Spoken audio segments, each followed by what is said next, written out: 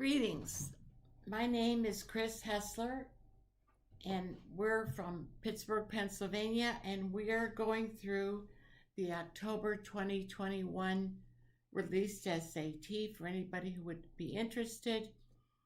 I taught in the Pittsburgh area for 29 years and am certified in math and English, and I've done SAT preparations for over 25 years. And my son James, he graduated from Penn State in English Phi Beta Kappa, and he's going to be doing the English section. So we're going to begin with the math section, and if you want to go through your test, the questions might not be in the same order. If you received the pages from us, we punch them and you can put them in a binder to keep better control of them. So we're going to begin with the no calculator, and we're doing the math because it's pretty speedy. So number one, you add like terms, obviously. 5k is 5, pretty easy. K is going to be 1. With number 2, y equals 3 to the x. What we're going to do is try to find the y-intercept. So I have a little tool that helps keep you everything organized. We're going to give you our strategies as we do this, go through the test. But we will have a live class in the Pittsburgh area beginning in January, and also an online one. So if you'd like to register, it's financially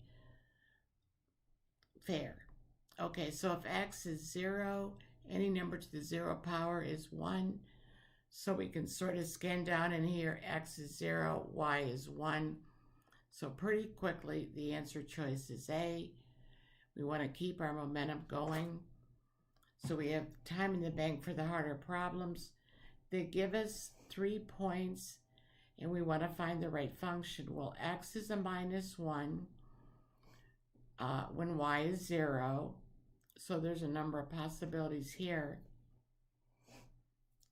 Not these two. Then also we can see if x is 0, f of x is a minus 4. So, and then if x is 1, y is 0. So obviously A is the one we want to pick. When we go on to number 3, it's a function question. We're on to 4, sorry. We're putting 2 in for x. You put in whatever's in the parentheses. And f of x would be 12. So we just have to process this. 3 times 2 squared plus 4 times 2 minus c. 12 equals 3 times 4, which would be 12 plus 8 minus c. 12 is 20 minus c. Subtract the 20 from both sides. Negative 8 is a negative c. And so obviously c is 8, and that will be answer choice A. Thank you, College Board, for 10 points. Going on to the next one, a person used a total of 265 calories while walking and running on a treadmill. Running at a constant rate required 11.5 kilograms per minute, and walking required 3.5 kilograms kilocalories. Sorry. The relationship between the number of minutes running x and the number of minutes walking y is given by the equation shown. If the person ran for 20 minutes and are running, so we're going to put that in for x. And then all we have to do is find the number of minutes that they walked, which is our y value. So 11.5 times 20 is 230. 230. Pretty easy from this point. We just subtract 230.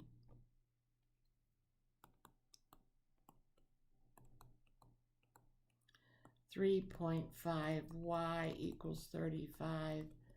So dividing both sides by 3.5, they ran for 10 minutes.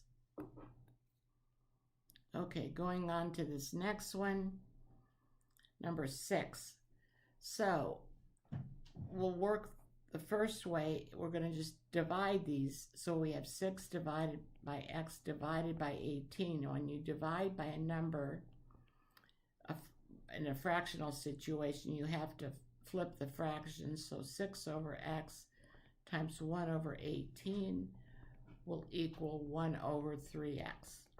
Another strategy we have, if you're a little weary, you could pick a number. So if we pick x as 1, we would get out of this 1/3. And if we put 1 in for x here, it would also be b.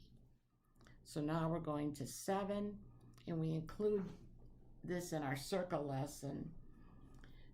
It's just a geometric reality that when you have a line tangent to a circle, it's perpendicular at the point of tangency, and so that answer will be C, and we go over that in our program. So for 7 or 8, okay, what we want to try to do is get what is the value of x for with f of x equals 0. Well, f of x is really y, so where y equals 0 is right here at 3.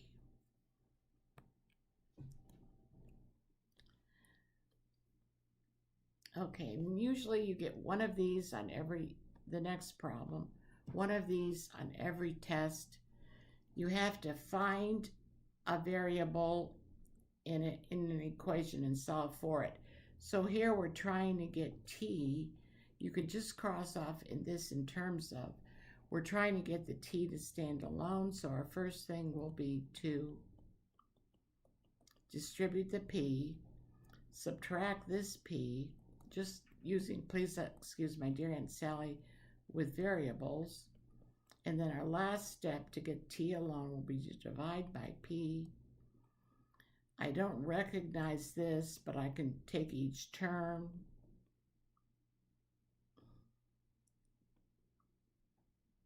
You're missing. I'm missing the R. Yeah, you're missing the R. Sorry. Okay, so Just we are. So we are just live. Yeah. So I would just start at the first part because it'll be easier than just going backwards. Okay, so Just missed a variable there. I just missed a variable. Sorry. So this is real time. A minus P is PRT. We want to get the T to stand alone, so we're going to divide by PR. So we're going to take the A over PR minus P over PR. The P's will cancel, and we will be getting answer choice C, because this would be like an understood 1. Okay, on to the next page. Solid geometry, and they give you some formulas. So we know we have to get the base of this figure times its height. So they made it a little different. Instead of doing 6 and 6, they sort of oriented it a different way. To get the area of this base, we're just going to do 1/2 base times height times the length, which is 10. So that's just going to be 18 times 10, which is 180. Okay, now we're going on to 11. A hotel has a total of 180 rooms. Half of the rooms were cleaned. So 180 over 2. We're going to clean 90 rooms, the housekeepers are. So they're each going to, each housekeeper cleaned the same number of rooms. Which of the following equations represents the information given in terms of R? Well, there's 9 housekeepers, so we want each housekeeper to ultimately commit to cleaning 10 rooms. And so looking at the choices, we're going to find the match. Which one would kick out at 10? So the first one is perfect, right? 18R is 180. So R would be 10 rooms. So answer choice A is the winner here. Moving on to 12. Okay, a patio is to be made using square paving stones. There's no gaps. So we're trying to find the area of the area is the Y value. The number of paving stones is X. So we can read off here that at 4 stones, we will have an area of 16. So that means that there are the area of each stone is 4. And so if we had that situation, each side of the patio stone would have to be 2. These get a little harder as we go. Okay, 13. Okay, so we look at this equation and we can see if we put it in y equals mx plus b mode, our y-intercept, or our b, is going to be 2. And to get the slope, we can see we're going down 2 and over 5. So it's a -2/5 x. So then the easiest thing is to try these equations and see which one would give us this. So if we started with the first one, we can just rearrange each one of these. And actually, after you do all that work, if you look at D, it's going to be your right answer because we'll have 2x plus 5y is 10. Subtract the 2x. We do need a negative slope, so this is starting to look good. With some of the other ones, we would get a positive slope. So now what we're going to do is divide by 5. And 10 over 5 would give us 2. And so we have a match. Yes, you would probably have to go through a few of the others and get your situation, get acclimated so that you would get the right answer. 14 has no solution, so that right away should trigger parallel lines. So we have different y-intercepts already. So if we got the slopes the same, we would have parallel lines in this situation. So what could we do to get parallel lines? Well, we can sort of see here, we multiplied by a -2 to get the 3, or we could say basically we're dividing by a -2. So we take 12 and divide by a -2, and that would give us -6. And so if we had -6x plus 3y equals 1, and then this equation, they would be parallel lines and would never cross, no solution. And in our online class, you're allowed to ask questions, obviously, in the chat room. So here we have a square root. This could equal square root of 16, square root of a to the 16. This is pretty easy. This will be 4. And then this is understood to be a square root if there's no number there. So this a to the 16 squared, we put that under, and this would become a to the 16 over 2, which would be a to the 8th. So our answer is 4a to the 8th, sorry. Thank you, College Board, for B. Yeah. And then we're moving on to the grid ends. And so we always like you to be familiar with the instructions before you start the test. This one is pretty easy. Y equals mx plus b. So the slope of the line has to be the m. You could just grid in 3/5, or they would also take 0.6. This one we always ask, we have to work a system here.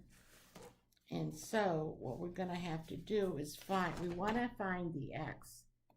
So our best method here is to eliminate the y. If we multiply this equation by 3 and this equation by 2, that would give us 9x plus 6y is 24. The next one would be 8x minus 6y is 10. The y's are additive inverses, obviously. 17x is 34. So dividing by 17, x is 2. Going on to 18, so we do go through our lesson in our program. You don't need to know many trig identities, but the one that they sort of put on a lot of tests is that the sine of one acute angle equals the cosine of the other acute angle. In a right triangle. In a right triangle, yes. Because obviously if you have the sine, which is opposite over hypotenuse, the cosine would be adjacent over hypotenuse. But we have you commit this to memory in our program because it has been a popular question. So the cosine of 20 would be the sine of 90 minus 20, or 70 degrees. You don't have to put in the degrees. And we're on to 19. Okay, so we're trying to get, there's always two answers to an absolute value equation. Obviously, x could be 5, and x could also be a -1, because then you would have a -3 that would come out to be 3. So 5 plus a -1 would give you 4. Thank you, College Board, for 10 points.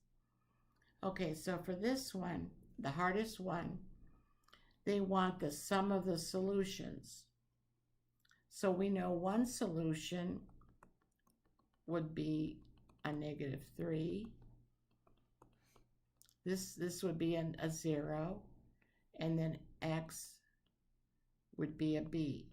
So we could add 0 plus a -3 plus b to get 5, and the only thing b could be, if we add 3 to both sides, would be 8. Okay, so we're going to take just a second break and move on to the no calculator one. The calculator. Calculator one, I'm sorry.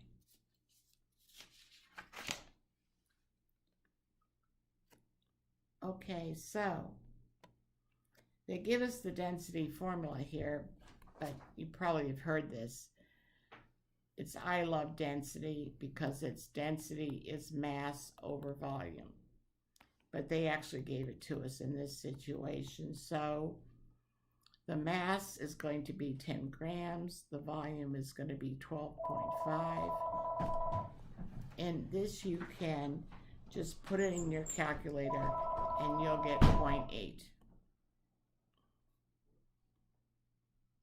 Okay, number 2, you've probably done these box and whisker plots since 6th grade. We want to get the median number, which you know from doing these, and we go over this in our program as well as a quick review, is 5. Okay, number 3. So the calf, sorry, it exploded on me here. Sorry. So we know our expression is y a calf starts out 62 at birth, and then it gains 2 pounds every day for the first 2 years of its life. When you add something every time, it's just increasing linear. Obviously, it would not be decreasing, and it's not going to be increasing exponential because here we're just adding to be exponential, we'd have to multiply by a factor.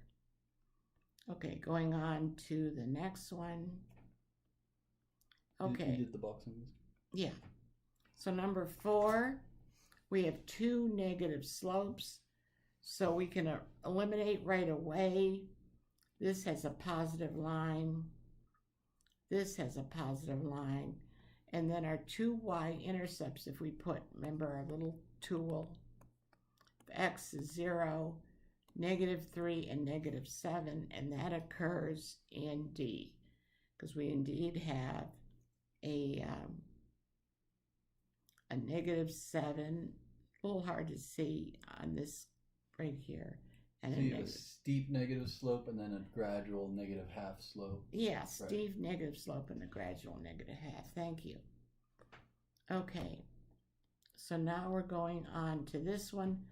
If you look at the prompt, the easiest way to do this is just divide this side by 6 and this side by 6, and x plus 4 will be 6. We're on number 6. For a particular cross-country skier, each point on the scatter plot gives the skier's heart rate. I have to zoom in on the graph. Yeah, we need it to be a little bigger. And so we're trying to find, in the line of best fit, when this skier's heart rate was 85, which of the following is closest to the difference? So at 85, and so we can sort of see this is an increment of 20, so 85 would be somewhere around. They're going up by 5, so it's that one. Right here? No. Each tick is a 5. So the 85 is the first one over. No, each tick is a little more than 5 because there's only 3 ticks. No, there should be 4. I mean, I think it's faded. I think it's a bad copy. Okay, it's a bad What I think is, I'll try to draw what I think it is. Your test probably looked better on test day. We got a photocopy here. But I feel that 85 is right there. Because 5, 10, 15, 20. Right? So 1 minus... Okay. Basically, it doesn't matter too much. So we're finding the distance between this point and this point, which would be 0.5. Thank you, College Board. Every question on the test is approximately 10 points. Okay, so now we're going to 7. And rather than compute all this, we're going to fly like an eagle above the question. So if we analyze this data set X is the same as data set Y, except for Y has what you see, all these are matches. So data set Y has one value that is lower, and so that means that the mean pH of data set X is going to be greater. Mm-hmm. Okay, you can calculate it, but yeah, we try to speed is important. Yeah. Okay, so here we have a function, and we go over many of these to practice for the test. So if it's 10 minutes, we're going to put 10 in for the time. So that'll move this decimal over one place. So we'll have 1030 plus 0.25, which would be 10.55. And it says rounded to the nearest tenth. So that would be C. So going over to 9, back to that equation, when they give you these in pairs, and you can sort of see, let's go back to that one, the one we had before. We're trying to get the 0.025. So this is where we start. So that's your two-part question? Yeah, this is our two-part question. The second question, in this case 9, is usually a little harder. So this has got to be our rate, because we have a y equals mx plus b. So it's going to be the increase for each minute, which is expressed in D. And it'd be good to go over these and realize why they don't work, because we're not changing every 10.3 minutes. And you can see it's not before it starts. We already have that one. Okay, and we're not getting multiple lengths. Okay, so for this one, if you printed this out, you might not have this part shaded underneath it. And so Ivan plans to save up to $5 per day. The graph shows the possible amounts of money, why he saves, which ordered pair could be a possible amount. So if we look at the graph, 18 and 50 could be a possible amount because it's right there. in the shaded area. So that's why that one would be correct. Whereas the other ones, 1275 is going to be outside the parameters of that. 100 will be outside the parameters, and 125 will be outside the parameters. Okay, so now we're going on to question 11, which again, your printed copy might not have had the 0.10, which is on the actual test.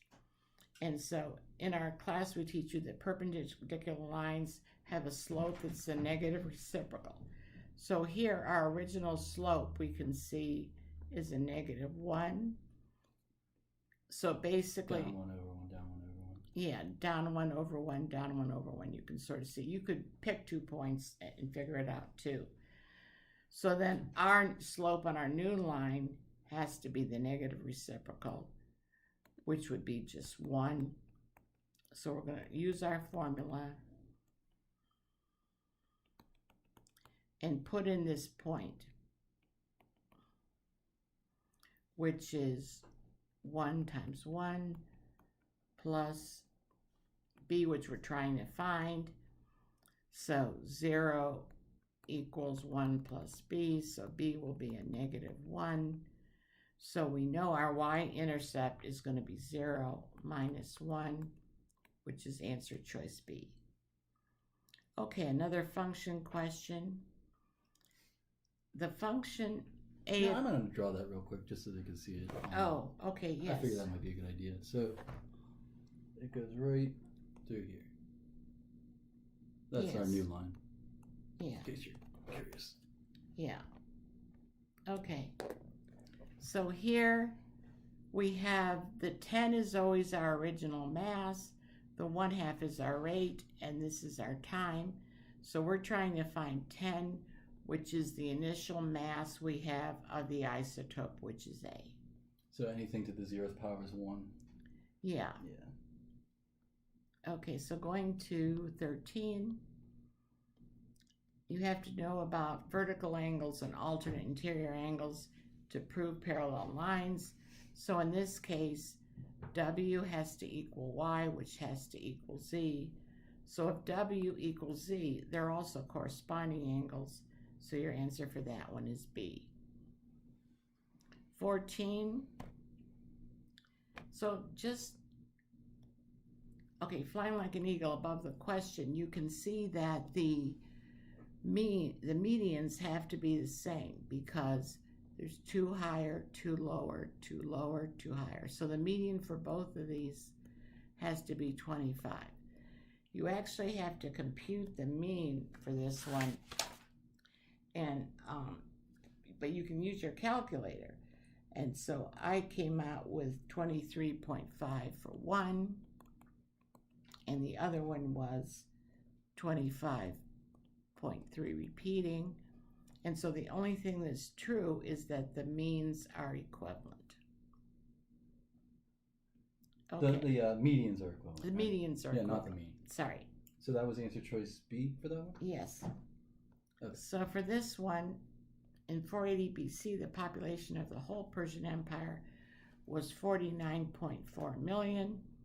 So we can set up an equation. 49.4 million equals 44%, drop the percent, move it 2 over, of the total population. She'll just divide both sides by 0.44, and the population of the Persian Empire would be a whopping 112.3 million people.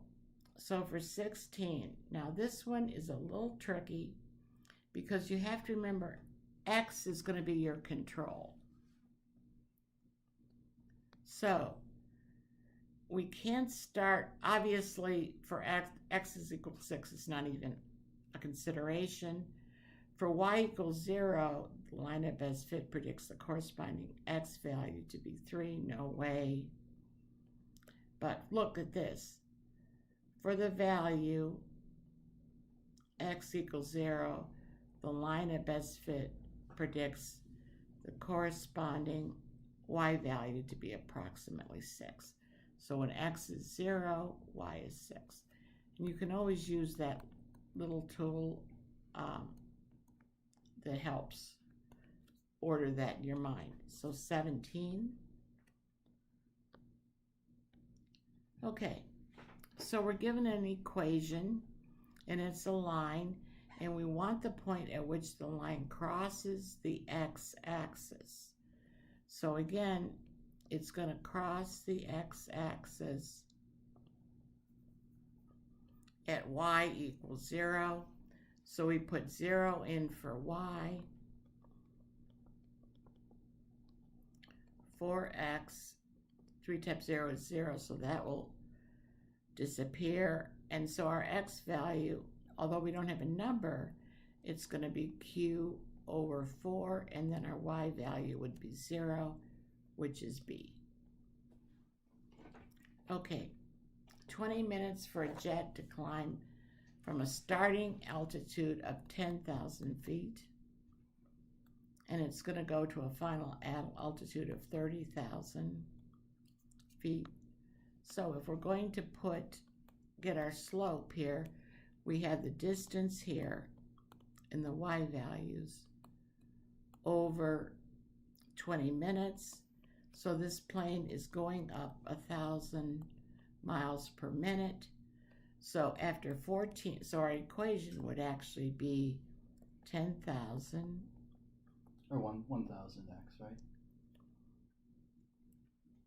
Yeah, Well, 1,000x plus 10,000. Yeah. That's not right. I just switched it. Oh, yeah. Sorry. Oh, okay. Sorry. And so we have 14 minutes here. I just did a little bit differently. Yeah, I can see that. So we have 10,000 over and 14,000 that he's risen for 24,000 total. So 19. Notice that we just have to get b and c. We just have to get the coefficients of the x squared and the coefficients of the x term. So let's first solve this. So we have x plus 2 squared. That will be x squared plus 4x plus 4. Multiplying that by x will give us x cubed plus 4x squared plus 4x. So all we're interested in is the coefficient before the x squared, which is 4, and the coefficient before the c, which is 4. And so that answer will be 8. Okay, 20. If you have a graphic calculator, and you can use that on this test, and you put in the values, being careful to parentheses protect these as you put it into. Just pick a value for k that's reasonable? Yeah, just pick a value for k that's reasonable, like 3 or 4. And then also, and so when you do that on a graphing calculator, right away it will be evident that the answer is A. But also, I'll zoom you in so you can draw the asymptote. Yeah, so why don't you draw that for them? This is what happens if x is -1. So if x is -1, which can't happen because you can't There's divide your by asymptote 0, right there. you have an asymptote. So you can analyze that mathematically and also see that without putting it in a graphing calculator. Okay. So the circle formula, they don't give you on the test. We go over it in our circle lesson.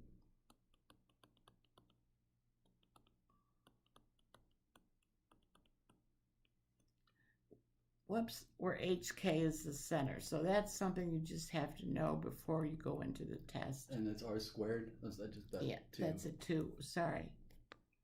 But we give you, there's 8 formulas on the test that they don't give you, and we go over those in our program.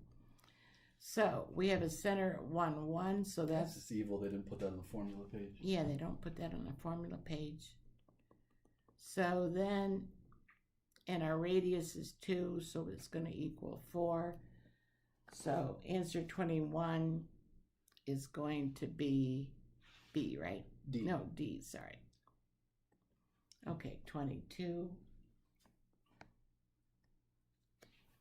Okay, they do give you the 30, 60, 90 alignment in the formula page.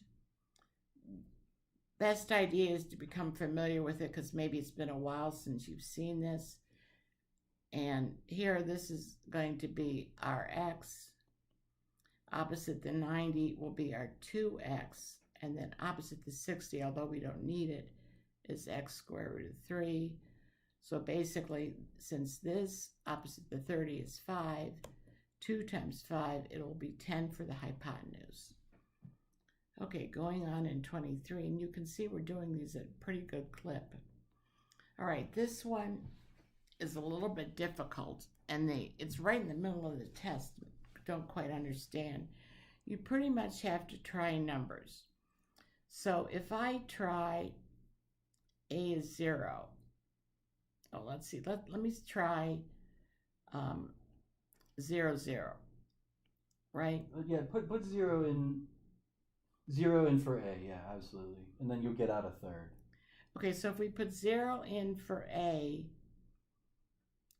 in this equation, we're going to get a third. 0 in for A here, we'll get 4, because any number... So our first point is 0, 1/3? Yes. And then if we tried if we added 1, then would we have 1/3 of B? No, because B is already 1/3. You'd have 1/36, I guess. We would have a third of a third, which would be a ninth. Is that right? No, if you're still on A, right? You're still on the first one. Yeah. Yeah, I put 1 for X, and that's just a 12th times a third, which is 1/36. Okay. Right? Yeah. So that doesn't work. Yeah, A is not working. You gotta just go on to the next one. So we try the next one. So when we try 0, we will get out a number to 0 power is 1. We'll get out 12. Then if we try 1, because we're going to add 1 to our A, and we would get out a third of 12, which would be 4. And 4 is indeed 1/3 of our original B.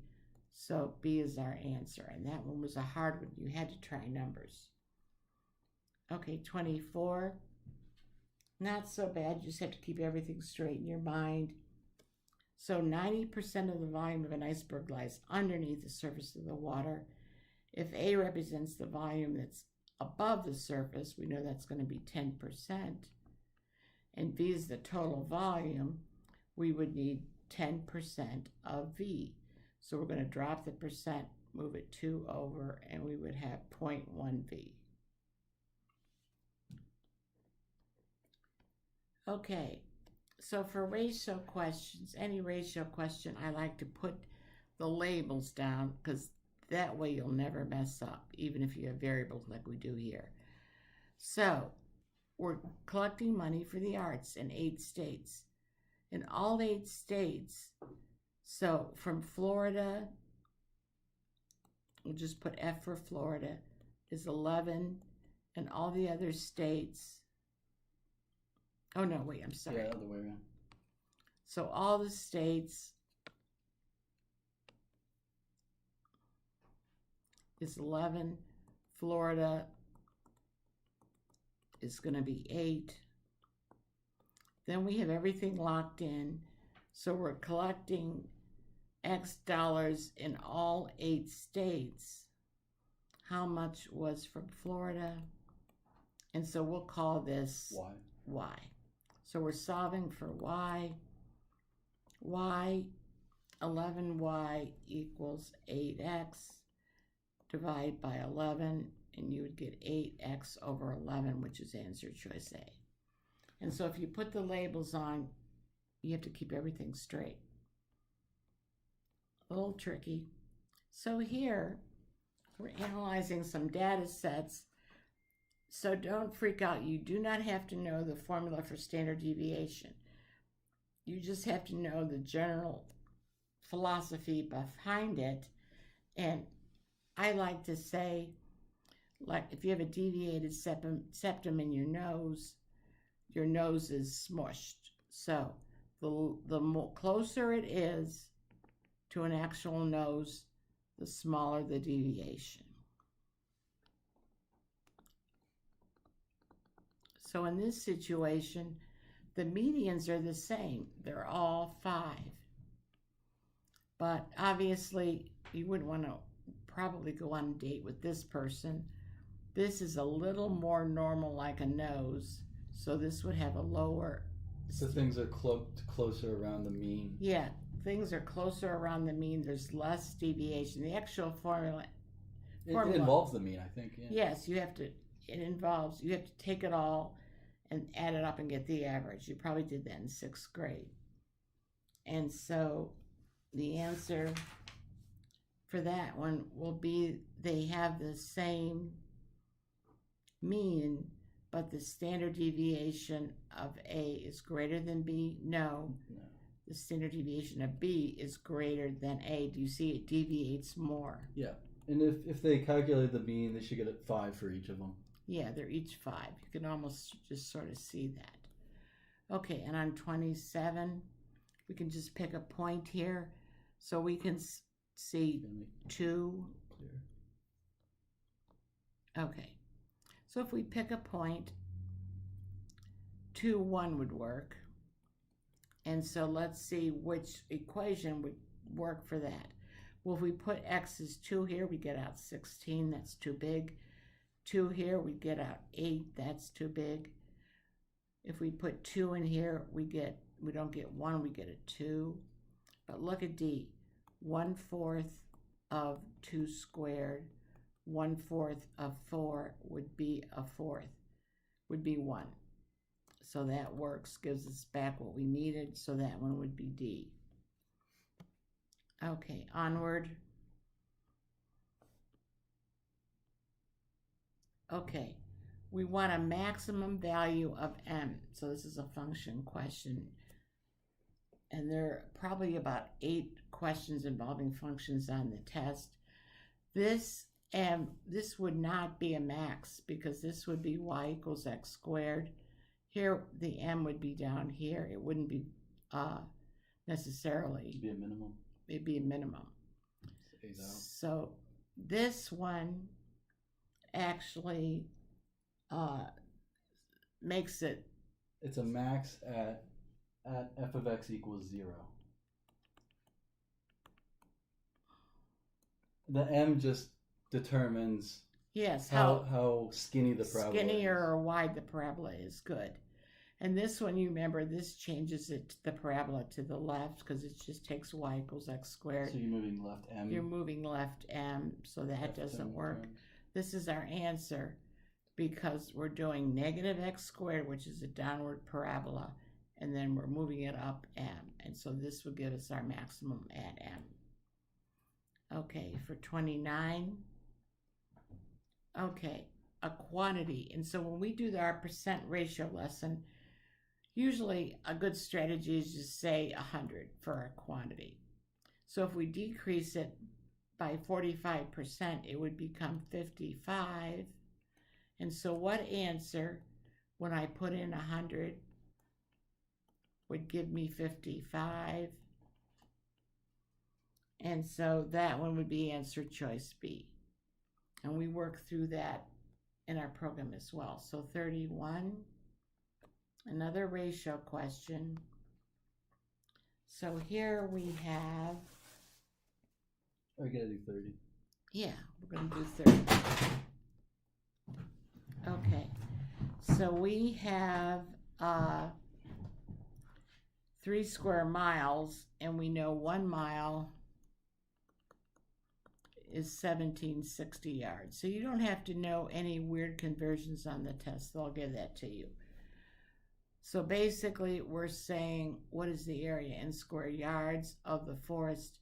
So if 1 mile is 1760 yards, we have 3. So let's figure it out. What would a square yard be? We would take 1760 times 1760, and that is what number? That's 3097600. Yes, that's that number, but which is masquerading as an answer choice. Yeah, which is masquerading as an answer choice. So if you multiply these, you get 3097600. But we want 3 of these, which would give us answer choice D. So there was a faulty, a trap. Let's just call it what it is. Okay. As you go more into the test, there are more traps. So let's do this one. So students to teachers, we don't have to, just putting the labels down really helps us. So the students are 1801. If we have 105 teachers, we just have to solve for X, and that will be 1890 as a grid in. Okay, so now we're going on to 32. Okay. So we have no solution, so right away we think to ourselves parallel lines. So we have different y-intercepts here.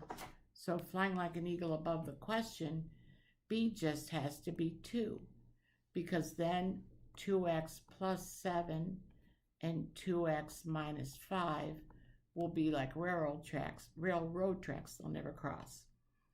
Okay, there's a total of 1,004 digit numbers from 1,000 to 1999. What's the probability? So we're going to have half of them up to 499. The other half in this section. So the probability would just be 1/2, or you could also put in 0.5. Or you could put in 1/2. Okay, here a good trick is to look at the prompt again. Before we go on the rabbit trail of finding X and Y, do you see if I just subtract this second equation from the top one, I will get X plus 2Y, and 35 minus 15 is 20. And I don't have to go through all the work of solving for X and Y. Okay, this one necessitates the quadratic formula. But there is a trick that we go over in our program. So, do they give you the quadratic formula on the formula page? No, no quadratic formula, so you have to know it.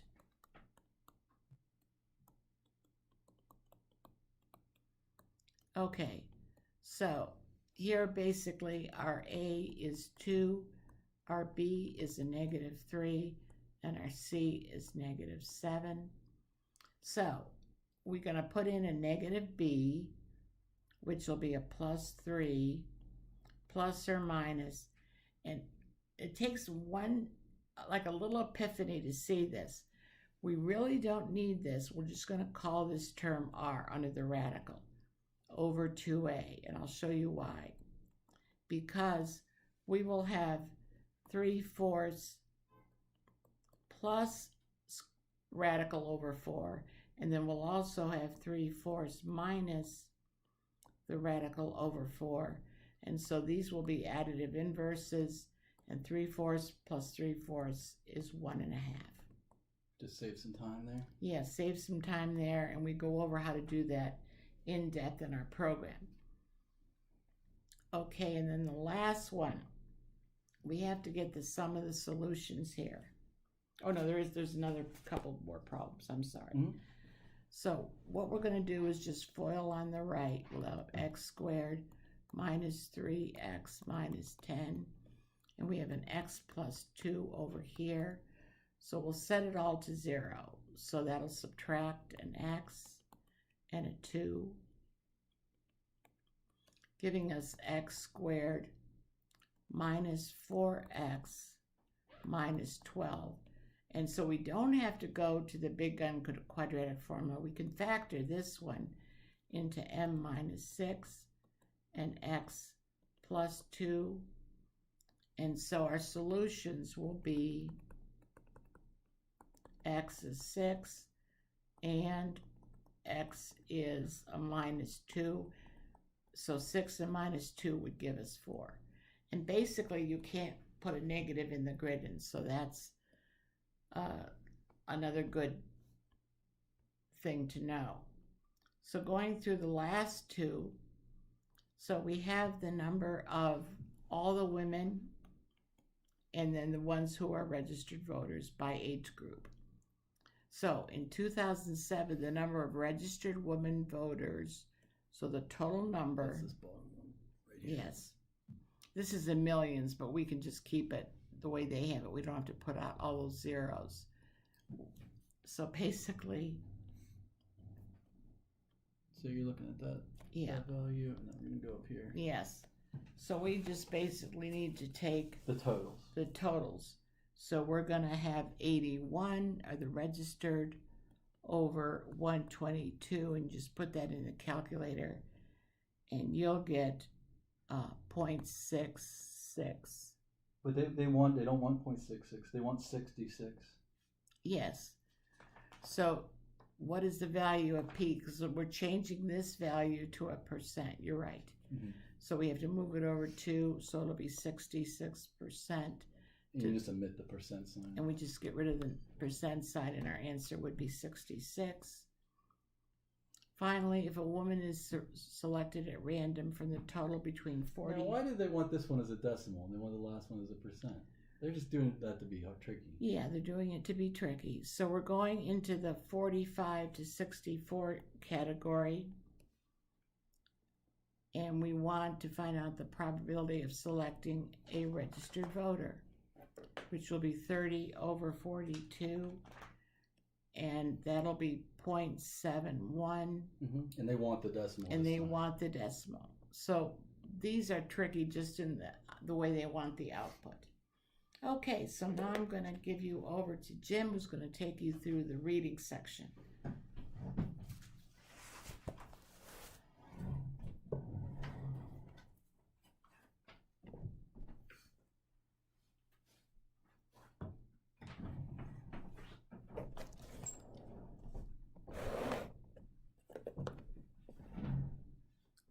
All right, so we're going to jump to the reading section on this October 2021 SAT. So that'll be section 1. I'll bring that up on the screen. And you can find this section on your test if you're following along at home. So this is the reading test. I always start with the reading test.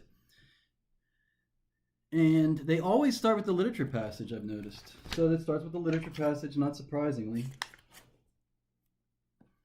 And I'll do my best with the legibility. I am going to write directly onto this screen so you can see it, but it's quite difficult to write on this tablet for whatever reason. It's not like writing on a chalkboard or like writing on paper, maybe because it's a glass surface. So I'll do my best with the legibility, but just keep that in mind if things look a little messy. I'm going to try, but it's just a little tricky with this particular tablet that we use.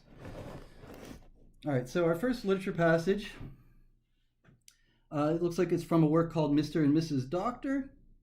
It says Effie has traveled to Nebraska to join her husband, Job, who has been living there since the couple's marriage in Nigeria. And they always introduce these passages with a little blurb at the beginning so you know what you're reading. I just read that a little bit here. All right, so we'll jump right into the first question. All right, so the first question for the reading section says, it can be inferred from the passage that Job regards Effie's first meeting with his friends and then we have to determine if it's A, B, C, or D. How does Job regard this situation? So we can tell, I'm just going to highlight a little bit of the passage so you can tell that there's definitely... Job is definitely taking some consideration here. He even pauses for a little bit here, right here. So here are his friends. You'll like them, Amika and Gladys.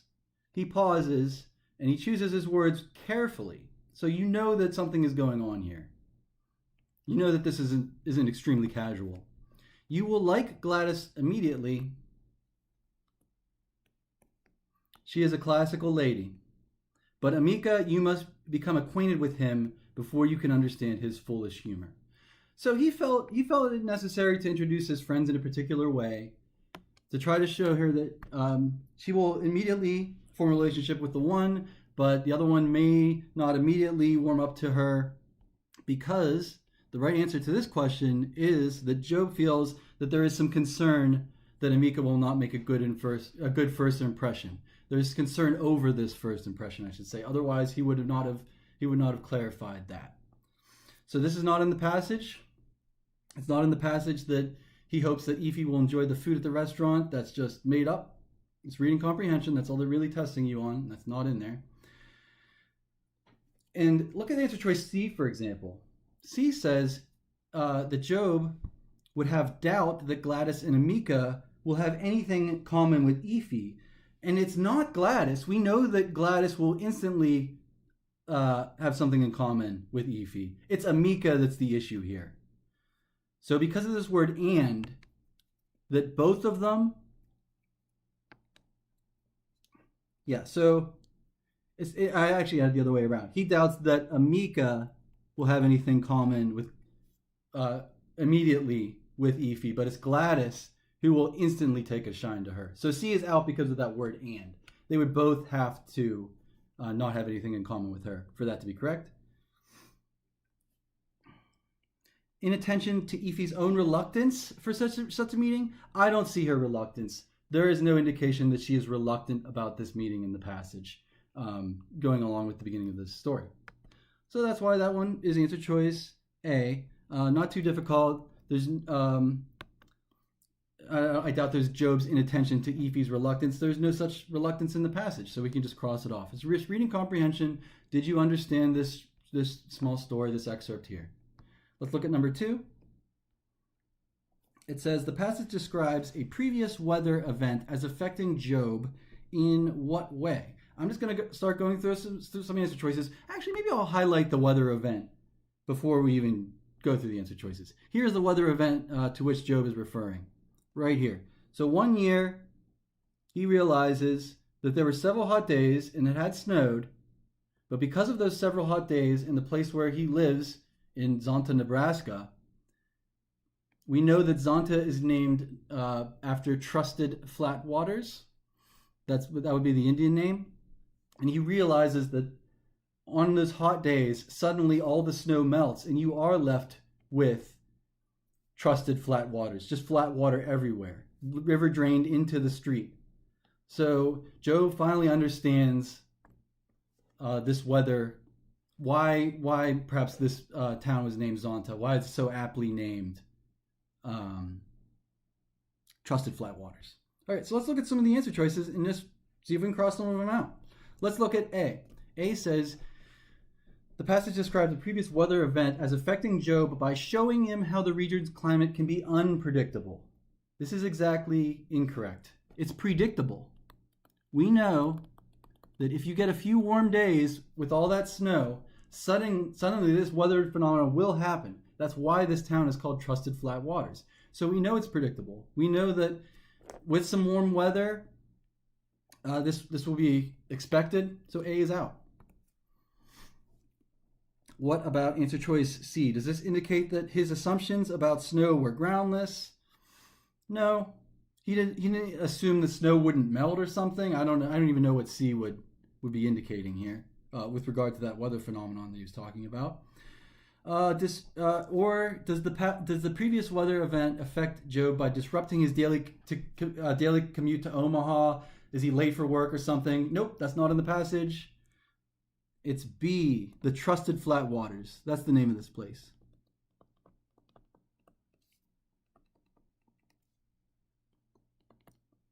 Kind of hard to write on this tablet. Do your best to read my handwriting. I know.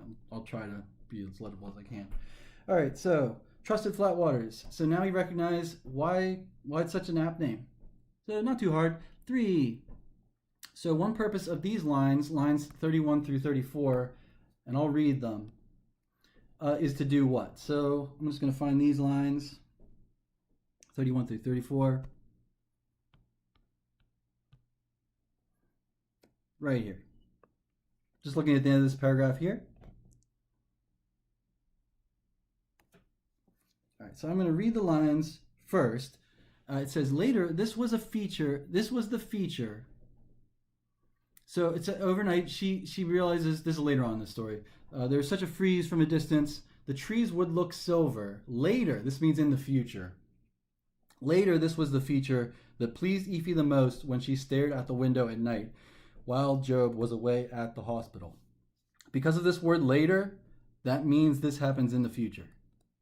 So I wanted to indicate that on the passage so you could see that, because that should determine which answer choice you choose. So let's look at 3. I'm just going to go through some answer choices. Let's consider A. Did those lines that I read, do they demonstrate Ephie's increasing appreciation of nature? I have a problem with this word increasing. Perhaps she already appreciates nature. We really don't have much of an indication. Maybe perhaps she already appreciates nature. That's not what those lines are doing. Those lines are not demonstrating Ephie's increasing appreciation of nature. We actually know nothing of her appreciation of nature. She might already appreciate nature. She might not be developing a new appreciation for nature. That's what I'm trying to say here. It's not mostly about A. All right, let's go through some other answers. Does this contrast Ephie's past in Nigeria with her present situation? Nope. Those lines I read, how she mentions that in the future, this feature, the freeze of the trees, would be one that she found pleasant, one that she pleased her the most. So does that have anything to do with her past Nigeria versus the present? No, we're looking for the future. I tried to indicate that. We're not looking for the past or the present or the future. The passage indicates that this is something that happens in the future.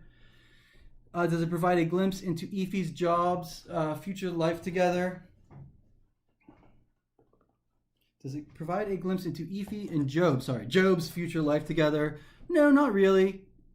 Yeah, sorry, that is the future one I was looking for. Sorry. I'm going to move this future. So I said we didn't want the present or the past. We didn't want answer choice B. We wanted the future, which is right here.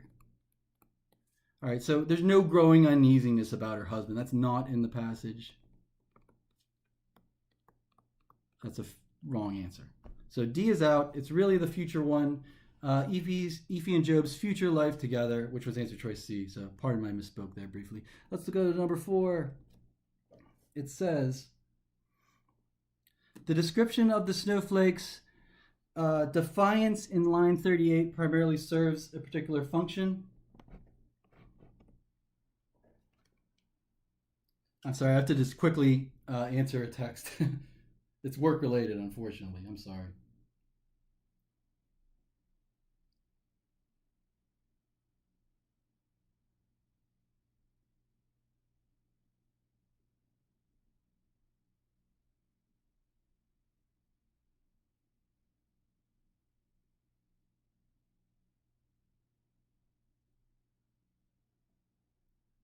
Okay.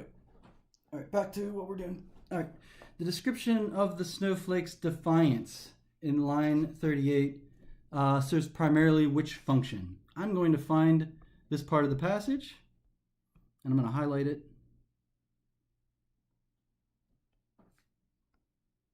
Right here. In defiance. Okay, maybe I'll just read a couple sentences here. Job clicked the wipers, and they flipped back and forth at a frenetic pace. They're in the Audi, splitting the flakes. In defiance, they grew fatter and rimmed the windshield with dust that scattered on the wind.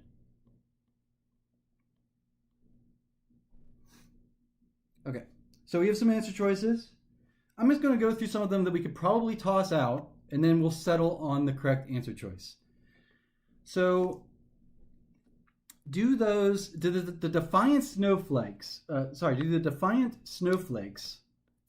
show B, does it imply that the storm would prove dangerous? That's going too far. That's Goldilocks too far. There's no indication really in the passage that this storm could prove dangerous. The snowflakes defiance probably refers this, probably is about something else. Let's look at C. C says, the description of the snowflake's defiance suggests that overcoming the storm requires technology. This is not emphasis on, the emphasis in the passage is on the snowflakes.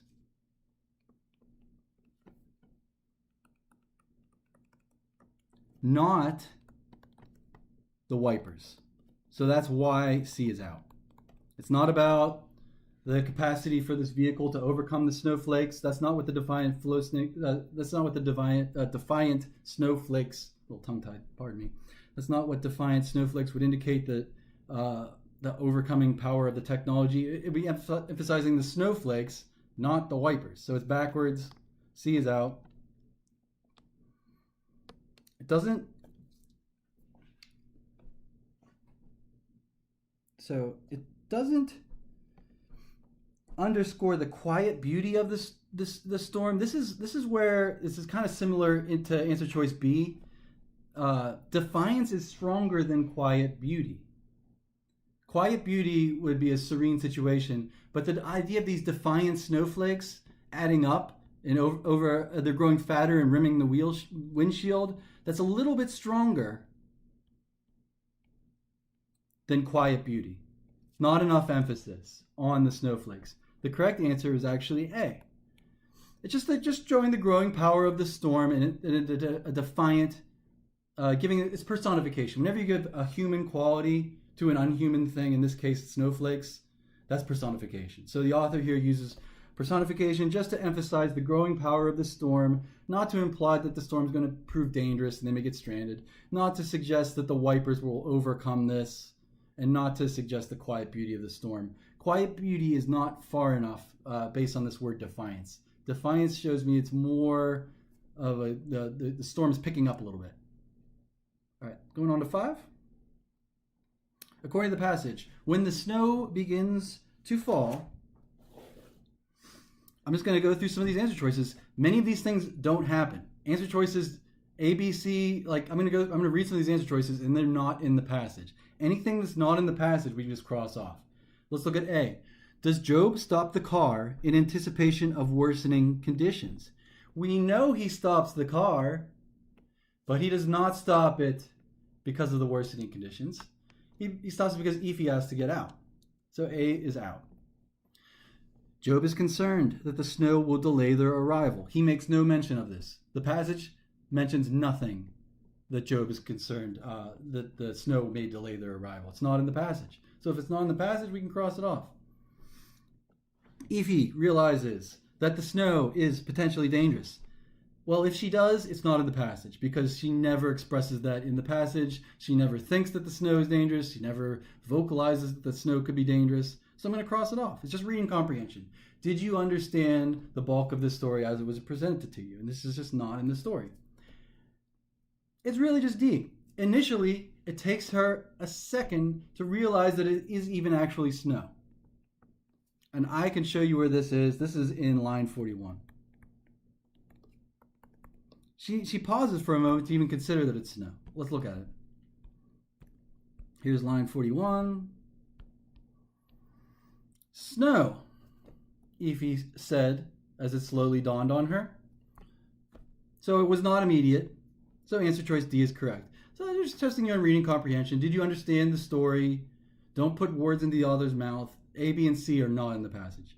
Let's keep going on. Let's go to 6. It says, after Ephi asks Job to stop the car, Job's feelings towards Ephi shift from blank to blank. And I know that normally they kind of set these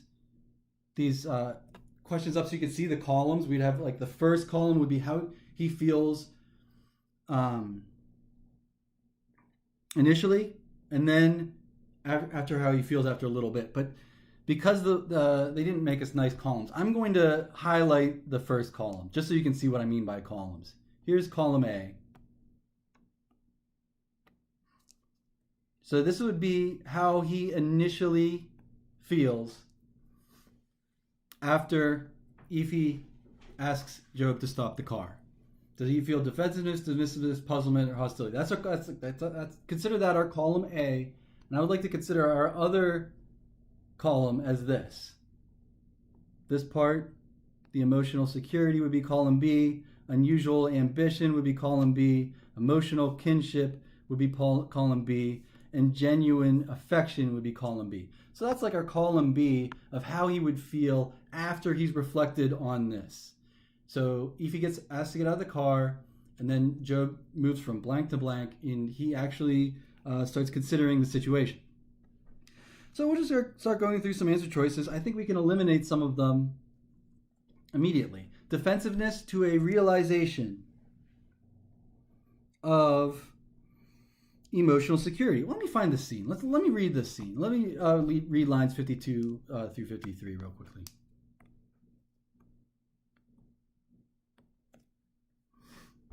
All right, line 52 to 53. Here we go. So let's stop. I would like to touch it. This is Effie saying this. She wants to stop and get out of the vehicle. Joe, gave her a strange look. We cannot be late for dinner. So that may be how he initially feels about, this would be like our column A. I said we had like a column A and a column B situation.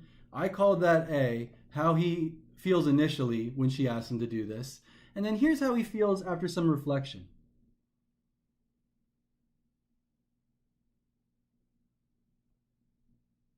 Here is what he thinks after some reflection. Jove imagines himself at 19, walking the curious ginger walk of feet unfamiliar with snow. I did that as well. I'm going to call that column B. So this is how he feels after some reflection of realizing that, well, he made this same kind of trip that she did. And when he was a foreigner initially, when he saw snow for the first time, he just had to get out and touch it. So that's how he feels after some reflection. So I said this was A, and now he thinks about it a little bit, calling that B. And I said that for our question, A goes with like our first column here, and this is sort of our B column. So it's not defensiveness. He says, well, we're going to be late. That's not really, I wouldn't call that defensiveness. And I wouldn't call his realization that he was there once. He saw snow for the first time too. I wouldn't call that emotional security. I'm going to cross it off. Let's look at B. Dismissiveness. I think dismissiveness almost works. Because he does almost dismiss her. We're going to be late. So dismissiveness almost works. Here's what doesn't work. I think column A, I'll get a little check mark. Column A works for B. But column B does not. Respect for an unusual ambition? What ambition? Like, what are we even talking about? Her ambition to maybe become a doctor? Well, I assume that she does become a doctor because the story is called Mr. and Mrs. Doctor. But at the end of the passage, Job never even responds to assertion that she could be a doctor if she likes to. So it's not this answer choice. It's not about her ambition to maybe one day be a doctor. This is too soon. This is earlier than that in the passage anyway. Yeah, what am I saying? So B is out. Dismissiveness almost makes sense for what I'm calling column A, but it definitely doesn't work for column B, how he feels after he reflects on how he was once here in the same situation. All right, let's look at D. Hostility is too strong a word. When he says we're going to be late for this, we're going to be late for our meeting, I don't think he's being openly hostile. He just, really, we have to stop right now. We're going to be late. So I think hostility is too strong of a word for how he would feel in column A. I think that's out. A powerful surge of genuine affection, I think, is wrong in the opposite direction. That's too strong of a feeling for what he is feeling, some kind of super strong affection for her, some kind of super strong love for her. I don't think that is in there. It's really just C. It's puzzlement. We're going to be late, dear. Pull over the car now. Really? Puzzlement makes sense. I'm going a little check mark for column A. And what about a recognition of emotional kinship? If you're kin, you're family. And I'm going to put a little check mark here. So he is realizing that emotionally, he had the exact same situation when he saw snow for the first time. It's almost like we're family, an emotional family. I can understand this reaction that you felt here. So hopefully they like this column A, column B strategy. But I like that whenever they often do this type of question, where they say the character's motivations or the character's emotions could be described as moving from blank to blank throughout the passage. Maybe the protagonist is angry at the beginning of the passage, and at the end of the passage, she's terrified, right? So there's some kind of change. They love this type of question. So I just wanted to point it out that it's very common. I like to make little A and B categories just to see how all the answer choices line up. All right, so in conjunction with line 54, which choice provides the best evidence for the answer to the previous question? So we're on number 7 here. And I think it's this part right here. I believe it's lines 76 through 77. I'm going to read these lines. He says, this is Job speaking. I'm paraphrasing. He says, I did that as well. That's Job talking for question 7. I'm going to read the lines so you can see that this is good evidence for the answer to the previous question. That he's moving from puzzlement to this emotional kinship, this sort of emotional family sort of feeling, this similarity. So 76 through 77, 76 through 77. I'm just going to read these lines.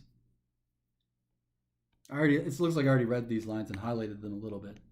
Yeah, here it is. I did highlight it. I did that as well. This is Job speaking. So that's our good evidence. So the question actually gives us the evidence. The question says that was good evidence as long as with this. Let's look at the line 54 evidence. This is other evidence for our previous question. Right here. Yeah, I highlighted this too. Yeah, he gave her a strange look. We cannot be late. So it's more of a puzzlement. So that one was C. Now we're on to 8. We're getting through this section. Which statement can be reasonably inferred from the passage regarding Ife's relationship to her family in Nigeria? And this is a similar thing that we've been doing before for the reading comprehension questions. If it's not in the passage, if you can remember, for example, A. If you know, well, I just read this passage, and I know that Ife never mentions that she regrets her family could not accompany her to the United States. It's just simply not in the passage. So because it's not in the passage, I have to cross it out. If you found that in the passage, you weren't reading the same thing that I was reading. A is out. What about B? Is this in the passage at all? Ife is embarrassed about her family's limited experiences with other cultures. She never mentions it. The author never mentions it. It's not in the passage. What about D? Ife respects some family members as models of appropriate behavior in personal interactions. I'm going to hold on to that one for a second. Let's look at C first. Ife resents the fact that her family did not approve of her marriage to Job. Again, it's not in the passage at all. If it's not in the passage at all, you just cross it off. They're just making these up. You can only go with what's in the passage. And those A, B, and C are just not in there in any form. It is D. And you know who it seems like she models her certain family members? She models her auntie and uncle. I'm going to find this part in the passage if I can. So in personal interactions, it looks like she thinks back to her family and she bases some of her reactions on her own interactions that she has seen between of her auntie and uncle interacting with themselves. So I'm going to find this in the passage if I can. I think I know where it is. It's right here. All right, I'm just going to highlight the part where she mentions her auntie and uncle. So this just implies that she may base some of her behavior off of them. Ife said, darling, okay, so Job gives her a strange look. Well, we can't be late for dinner. Darling, Ife says, settled on the word she had heard auntie and uncle use. Darling, in the middle of quarrels. That can be if you've ever been in a relationship, that is an excellent word to use in the middle of a quarrel. Darling. Okay, so that is a good indicator that she has based some of her interaction with Job's based off of, her the past interaction that she's seen between her aunt and uncle. So still not too bad. That was D. Ife respects some family members as models of appropriate behavior in an argument, perhaps. So 9, I did find the evidence. I showed you the evidence. Those were lines 56 through 57. Where she says, darling. Let's look at 10. The descriptions of Ife's eyes as large and bright serve to do what? This is right at the end of the passage. Here we go.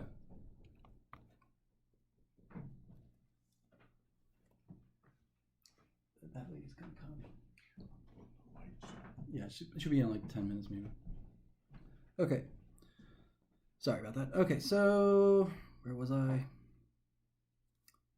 I was on Question 10, Efi's eyes. So I'm looking towards the end of the passage, and I'm just going to highlight this thing about her eyes. This is when she realizes that she could be a doctor. I can do anything here, she said, her eyes large and bright. When Job looked at her again with queer expression, she elaborated. I can be anything, like you, she said. I can be a doctor in America if I like. So her eyes going bright seem to go along with this notion that she has a future, she has possibility here, and maybe even a vocation, which would be that of a doctor. I'm going to go through some answer choices that are incorrect for number 10. Let's get rid of some wrong answer choices. Does she mainly feel apprehension or fear regarding her future career as a potential doctor? That makes no sense. It seems like she feels motivated. Her eyes are bright and she's excited about her future, not fearful of it. B is out. It's not fear, it's not apprehension that she fears. Let's say, let's look at C. Is it a fierce determination to adopt a new value system? I can maybe see fierce determination and that she's maybe determined to pursue this potential career of being a doctor. Maybe. What about a new value system? A new future in this country is not a new value system. C is out. It's just not. So fierce determination, maybe, perhaps. I don't think so. It's not quite. I don't think it's what she's feeling. Maybe she feels a little bit determined, but I don't see what the new value system would be. So that one's out. Is it joy at being reunited with Job after so many years? We know that's not true. That's not in the passage. She has eager anticipation of the adventures that lie ahead in becoming a doctor. And I assume that she does it because the story is called Mr. and Mrs. Doctor. All right, so that's the first one. So we're going to move on from the first passage to the next one. That was the literature passage. They always start with the literature passage, I've noticed. So we're going to move on to the next one. It's a paired passage. So here we have our paired passage, and there's a paired passage on every SAT in the reading section. And I want to give you a strategy right now because I'm not sure that anyone has ever told you this strategy. The strategy is to split up the passages. And if you didn't do this on test day, I think you made a mistake. I'll go that far to say it. You should split up the passages on the SAT. Well, what do I mean by that? Here we have passage 1. This is by a particular author. Passage 1 is by Cedarbaum. Passage 2 is by Sotomayor, Justice Sotomayor. That's passage 2. So we have 2 different authors, each writing about a similar topic. That's what the paired passage is. So here we have 2 women writing about this notion of, really it's the notion of gender when it comes to law, when it comes to lawyers and judges, particularly judges, but both. All right, we have 2 passages on this subject.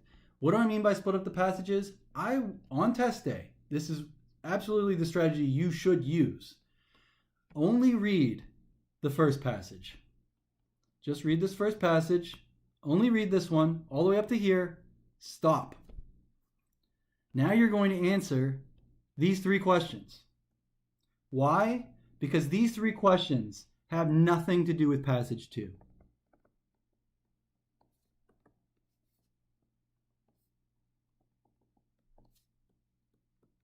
They are only about passage 1. So because these questions have nothing to do with passage 2, we should just read the first passage and then answer its specific questions, which are 11, 12, and 13. Now, after we answer those questions, I'm going to pretend we did it. Well, we are going to answer these questions. But after you finally read these questions, I can tell now that I'm on passage 2. You see that for question 14? Now I have to go back and read the second passage. So I'm going to undo this one. Now we would go back and we would read all of this all the way down to this final paragraph. And that's what I mean about splitting up the passages. It always makes sense to read and answer the first passage's questions first, because the wrong answers often come from the other passage. But you haven't even read passage 2 at this point, so you're not going to be likely to choose any of those wrong answers because they're coming from the other passage. And then once you've answered those 3 questions or 4 questions, 5 questions, however many questions passage 1 has, then you can go back and read passage 2. Now you can answer the questions that are about passage 2, and there are always questions that compare passage 2 with passage 1. And obviously, you'd have to read passage 2 to answer those types of questions. But I just want to give you the strategy. Split up the passages on test day. It is useful. You should be doing it if you're not already doing it. It makes this easier. And making the SAT easier is what we're trying to do here. Okay, so Cederbaum is our first author of passage 1. Justice Sotomayor is the author of passage 2. So we're going to answer the first 3 questions about passage 1. Let's do it. And we're starting with a main idea question. They will test you on main ideas. So it says the main purpose of the first paragraph of passage 1 is what? And we do have a term for main ideas at the paragraph level. We can often think of them as topic sentences. So you could hunt for a topic sentence, or you just try to figure out the main idea of this paragraph is about. And it's not a particularly long paragraph. Let's turn to it. So here's our first paragraph. It's right here. So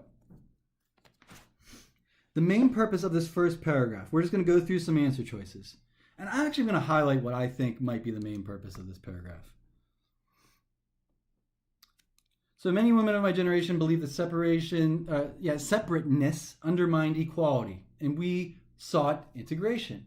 I've never referred to myself as as a woman lawyer or a woman judge, because I believe that those were not categories.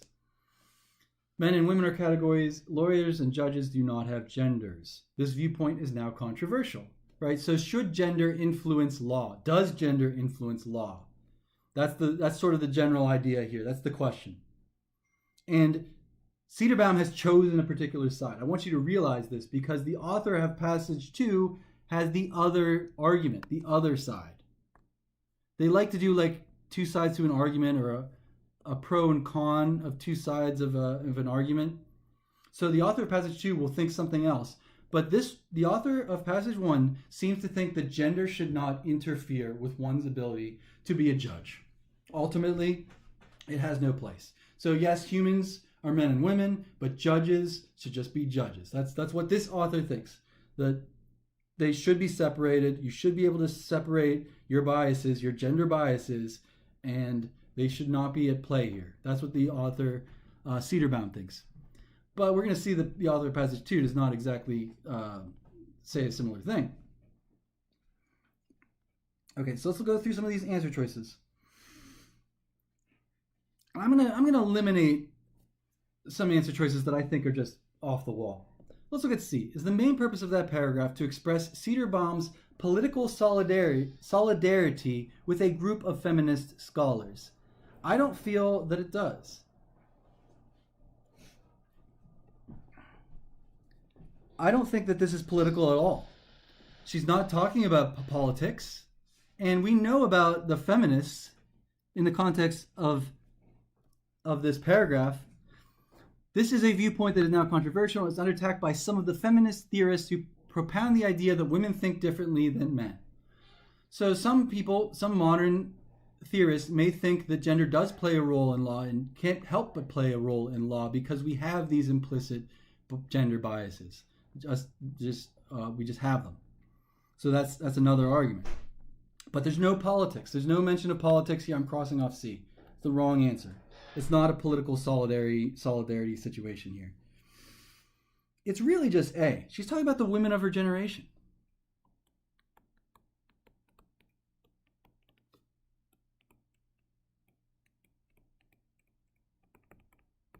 She's trying to give context. She's trying to give cultural context to the idea, to the idea of, well, to the situation, to gender and law. Let's look. I'm just going to quickly go back to that paragraph. Many women of my generation believe that separateness undermined equality. They sought equality first. They sought integration. That's why she never felt herself as a woman lawyer or a woman judge. They sought equality. They sought to be on the same, they have the same status as men. So that just puts Cederbaum's point of view into the context of women of her particular generation. Let's go on to number 12. Which choice from passage 1 best supports the idea that judges' personal backgrounds may be at odds with the professional responsibilities emphasized in their training? So I'm going to try to find this in the passage, but we are looking for individual experiences versus impartiality. And I think that this occurs in lines 14 through 18. I'm going to look at this. Here are lines 14 through 18.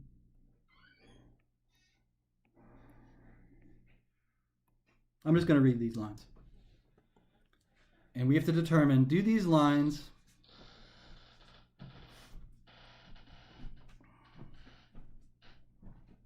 okay.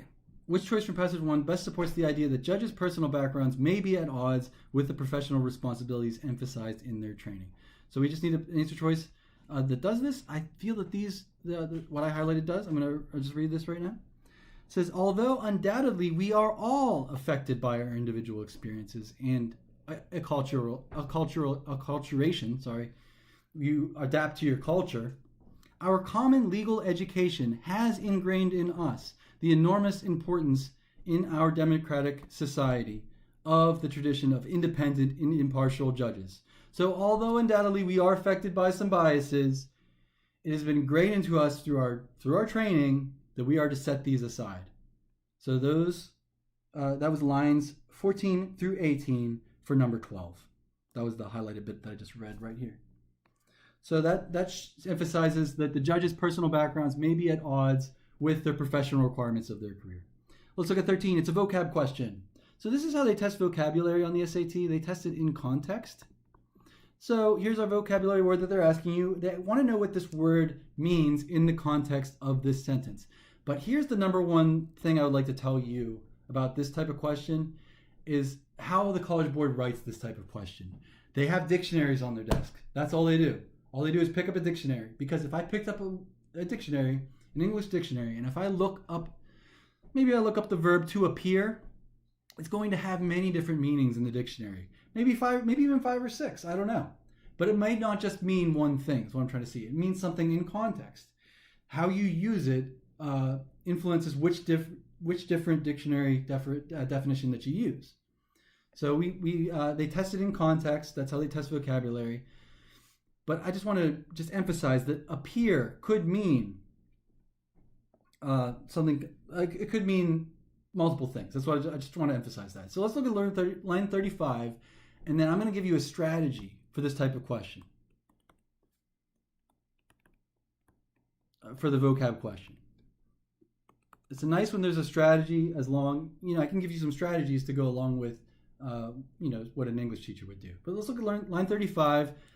Let's think about this word appear in its context, and then I'll go over the strategy.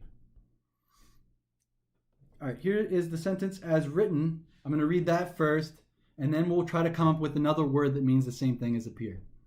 That is, that all judges are members of the same species as all the human beings who appear before us. That is, that the judges are members of the same species as of all the human beings who appear before us. Inflection was incorrect there. That's better. Okay. So the strategy I want to give you for this type of question, you can use this on any vocabulary question on the SAT. Any question that looks like this. And there's usually about 2 of these per section. Any question that looks like this, the strategy is this. Read the words back in the sentence. Read the words they give you, read the answer choices back into the sentence. Only one of them will work, and 3 of the answer choices will produce gibberish. Only one sentence is going to make any sense at all, and you're going to get some gibberish sentences. So let's try it. I'm just going to read the word develop in the place of appear. And I'm just going to see if this makes any sense in the passage. If not, I'm just crossing it off. I'm not even going to think about it another second. Let's try develop. Does it make any sense? That is, the judges are members of the same species as all the human beings who developed before us. What, they're like growing in front of you? That makes no sense at all. I'm going to cross it off because it sounds funny. A is out. Makes no sense. Gibberish. Let's try resemble. That is, the judges are members of the same species as all the human beings who resemble before us. That makes no sense. You can't resemble before somebody. It makes no sense. I'm crossing it off. Let's try are evident. That is, the judges are members of the same species as all the human beings who are evident before us. I don't think that makes much sense. I'm going to try answer choice D. C is out. Are evident before us. We're talking about the people that the judges have to try. So in this country, there are trial juries. There are both. I want to emphasize this. There are both. You can be tried by jury or by a judge. You have that right in this country. So she's talking about the people who are being tried, right? The people who are brought. Let's read that part in here. All right. I also believe that a good judge should recognize, as to all litigants, but especially as to criminal defendants, that but for the grace of God, go I. That is, the judges are members of the same species as all the human beings who are brought before us, who are brought to appear in court, which is actually what happens. Habeas corpus. It's literally the term for this. So it's D. So remember this strategy. You can always use this strategy. You can always read the words back in the sentence. 3 of them are just going to give you gibberish. 1 of them will make perfect sense. So I always like that strategy for the vocab questions. Let's look at 14. All right, so it says, in the first paragraph of passage 2, all right, now we had to go back and read passage 2 finally, because we answered those questions. Now we're on to passage 2. Justice Sotomayor indicates that race and gender differences among judges are what? She indicates something here. All right, I'm going to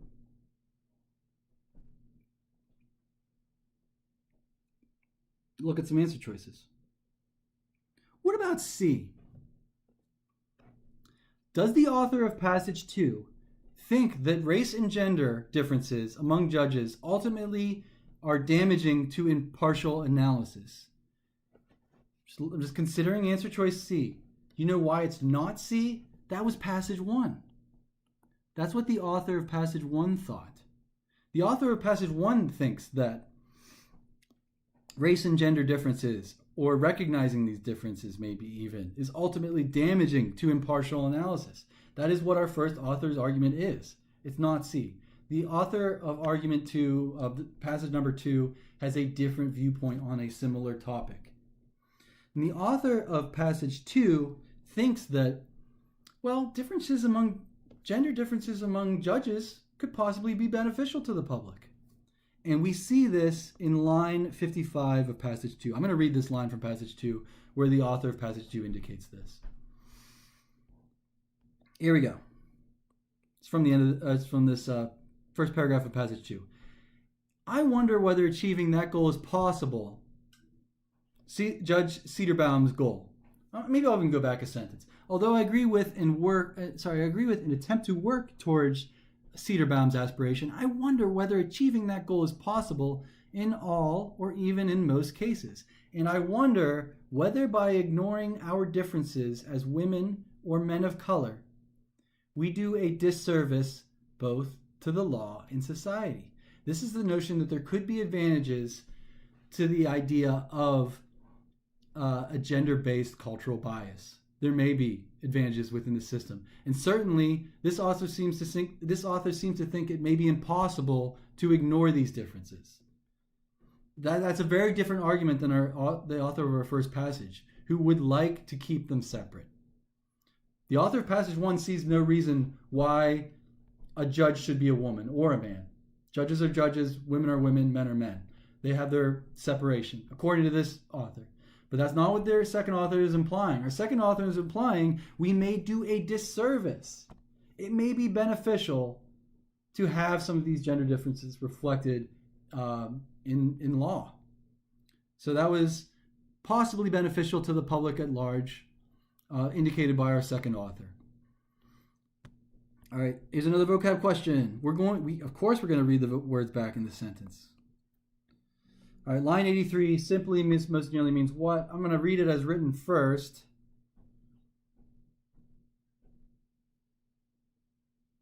Right here. I'll read it as written first, and then we'll try to come up with another word that means the same thing as simply. Here we go. Others simply do not care. Maybe I should read more of this paragraph. That doesn't make much sense. We need context. I'm going to go back a sentence or two. However, to understand takes time and effort. Something that not all of people are willing to give. Yeah, so even if we go back to this previous paragraph, so Judge Cedarbaum pointed out to this author that 9 men on the Supreme Court were able to bring about Brown versus the Board of Education.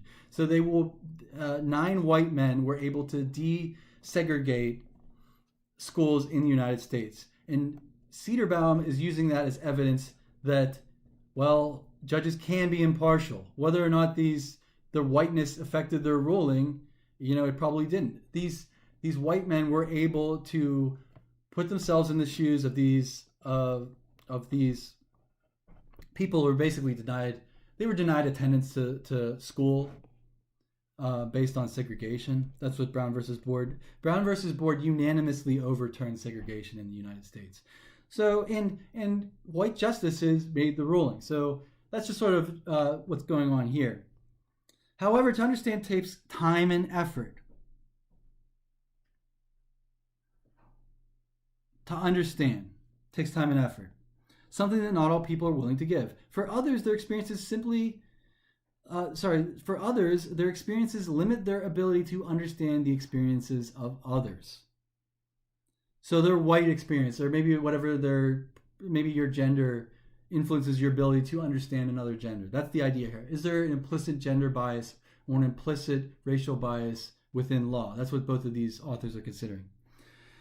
So others simply do not care. So for others, their experiences limit their ability to understand the experiences of others. They lack the ability to put themselves into another person's shoes. Others simply don't care. Others have no intention of thinking about these disenfranchised people, these disenfranchised African Americans who couldn't attend school, grad school. Others simply don't care. So we've got to come up with a word for simply. And they give us some options. I'm going to try modestly first. Modestly. Let's try modestly. Others modestly don't care. That doesn't make much sense. I don't think that makes any sense, really. Simply doesn't mean modestly in this sense. So if you live in a simple, basically, they're playing around with dictionary definitions. So I said that the College Board, all they do is they have dictionaries on their desk, and they just play around with the dictionary definition. They look up the word simply, and they just kind of try to come up with some different words. And if you live a simple existence, you may live a modest existence. This would mean that you don't drive a Ferrari. You don't live in a mansion. If you live a modest existence, you live a simple existence. So simply can mean modestly. Let's see if it means modestly in the context of the sentence. I don't think it does. I just read it in the sentence and it didn't. Let's try it again. Others modestly don't care. Yeah, it doesn't make any sense. So it's not simple in the sense of modestly. Let's try easily. Others easily don't care. It's not quite the right word. I think that they picked near words. The College Board, they like to pick, I've just been calling them near words. These are words that would almost make sense in the context of the sentence, but not quite. Frankly fits. I'm going to read frankly. Simply means frank. Simple means frank. Be frank with me. Be clear with me. Be simple with me. Be clear with me. Here we go.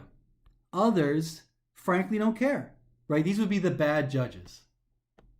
Others don't care. They don't care that their biases play a part. They don't care.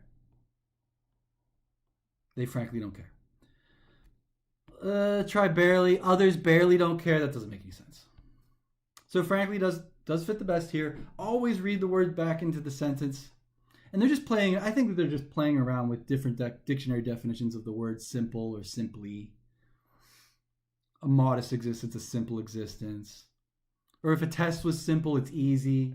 They're just playing around with dictionary definitions for simple. But it's not what, in the context of this sentence, it means frank, clear, like it's obviously the case. Others obviously don't care. Others, frankly, don't care. 16, in the context of Sotomayor's speech, the sentences in lines 88 through 93 serve mainly which function? So I'm going to read this part of the passage. This is the final paragraph of Justice Sotomayor's passage. And we're going to look at some answer choices. Does her paragraph qualify the evidence provided in the passage with a new consideration? If there's a new consideration in this passage, we're going to have to figure out what that may be. Hint, it may not be A. Does it B, cast the main argument of the passage in a personal light? Interesting. Does it C, offer a note of ambivalence about the implications of the passage? Why would this justice suddenly be ambivalent at the end of the passage? That means that she doesn't care about her argument at all. Why would she be ambivalent about the implications of the passage? She would care about the implications of this. She is Justice Sotomayor. She would care about this. I don't think it's C. And D says, summarize the nature of life experiences outlined in the passage. You know what? I'm going to give you a little clue here. The final paragraph in this passage is not a summary either. So she's not showing ambivalence. It's not a summary. I'll show you what I do find in this final paragraph. We're looking at this paragraph right here. So in the context of this speech, what does this part mainly serve to do? And I'm going to circle some things in this as I read this paragraph. I am going to circle every my or I pronoun. Watch how this works. Circle every my or I pronoun in this paragraph right here, and you'll instantly know which answer is the right answer. Watch, I'm going to do it. My, that's one.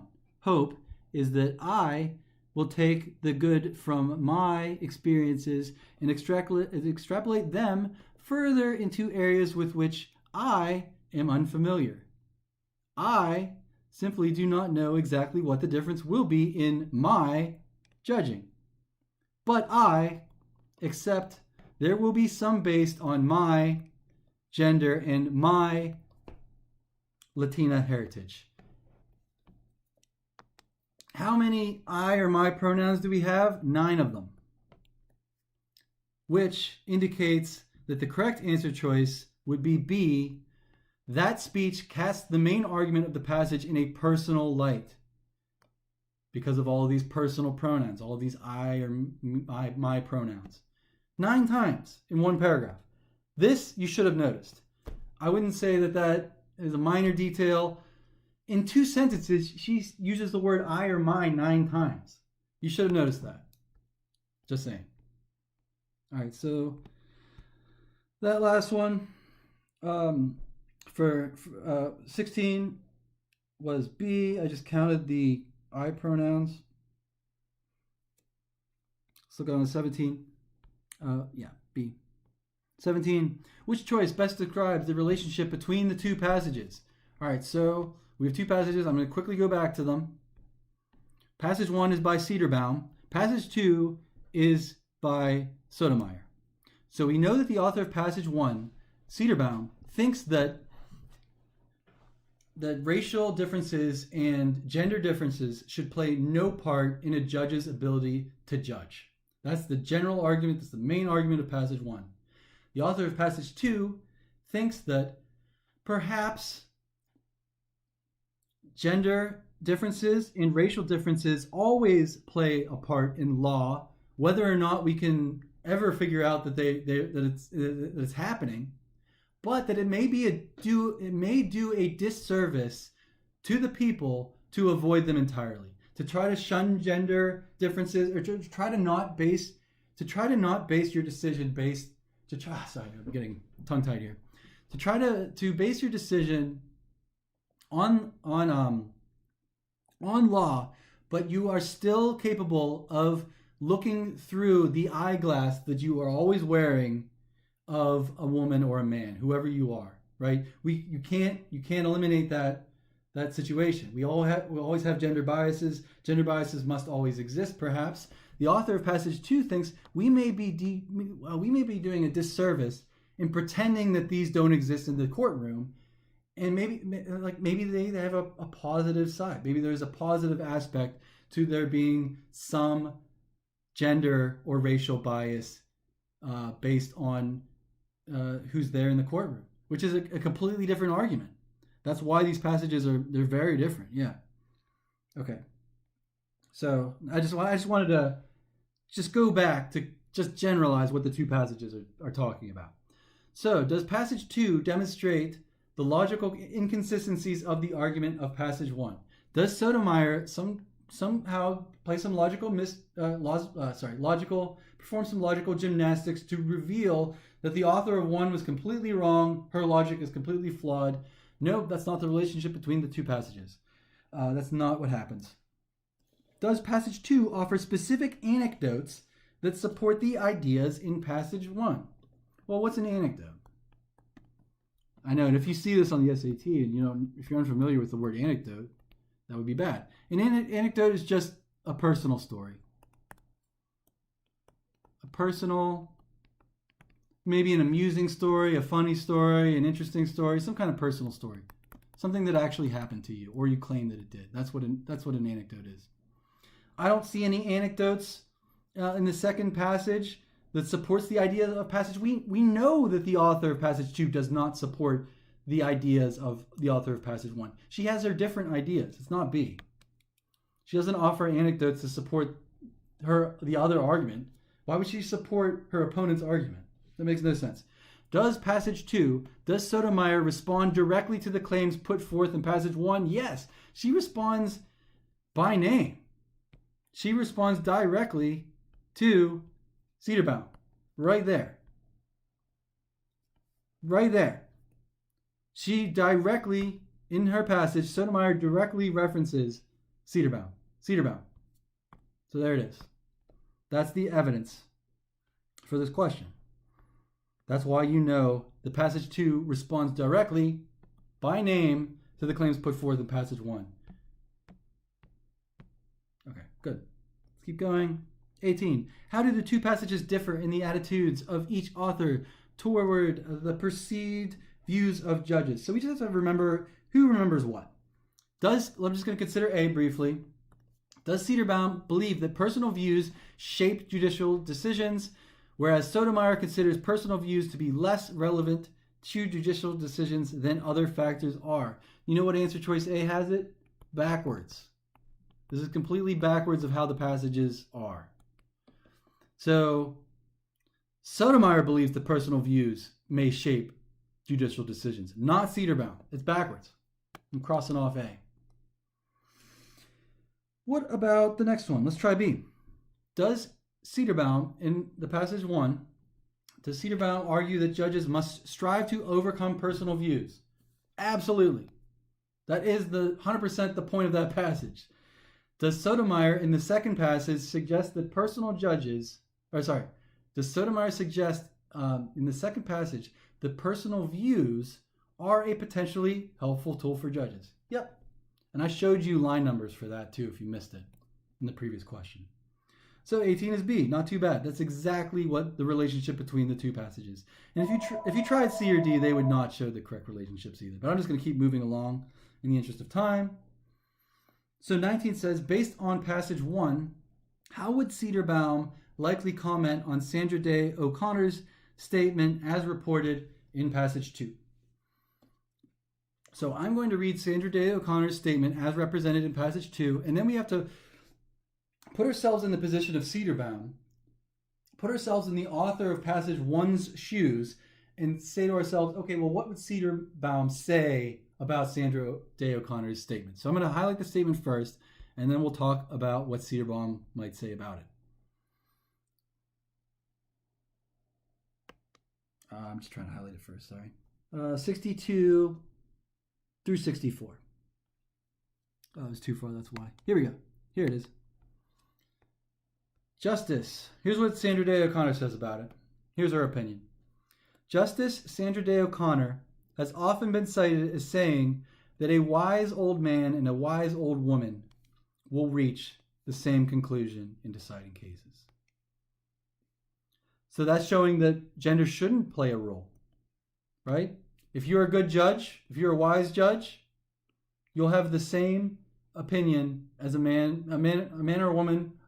A wise woman judge will have the same opinion as a wise male judge, according to Sandra Day O'Connor. Now we have to say, okay, what would Cedarbaum, what would the author of Passage 1 say about this? And we know that she would agree. Cedarbaum would have to agree. Cedarbaum believes this. She 100% would agree with Sandra Day O'Connor. So let's find which one would show agreement. Oh, we have to figure out why she would agree or disagree. Yeah, so we have to figure out would she agree or disagree and why or why not. That's what we have to do. So I'm already saying 100% she's going to agree with this. But we just got to figure out why. So let's go back at the question, 119. Based on the Passage 1, we know she would agree with this. Cedarbaum would say, yeah, a wise man judge and a wise male judge and a wise female judge would come to the same conclusion because gender shouldn't matter. Ultimately, that's what law should be, right? It should be unbiased. It should be impartial. Justice is often represented as wearing a blindfold for this and other reasons. Gender shouldn't play a role. She would agree with this statement. So I'm going to cross off C or D. Cedarbaum would agree with Sandra Day O'Connor, but would she agree with it because of A or because of B? Let's look at B first. Would she agree with the statement because she believes that older judges have more experience on which to draw than younger judges do? No, that's looking too closely at her statement and picking it apart and trying to pick at that old. You're mincing words here, and you're picking apart this old man and old woman and interpreting that to be the focus. But that's not what the focus is. It's not B. It's not because older judges have more experience. It's because of A. She would agree that a wise old male judge and a wise old female judge should come to the same conclusion because she believes that gender does not serve a genuinely important purpose in judicial analysis. She thinks it should be avoided entirely. So it's not that it's genuinely important. It should be avoided, right? So let's go on to 20. This might be our last question. Yeah, this is our last question for the passage. Now we need the evidence.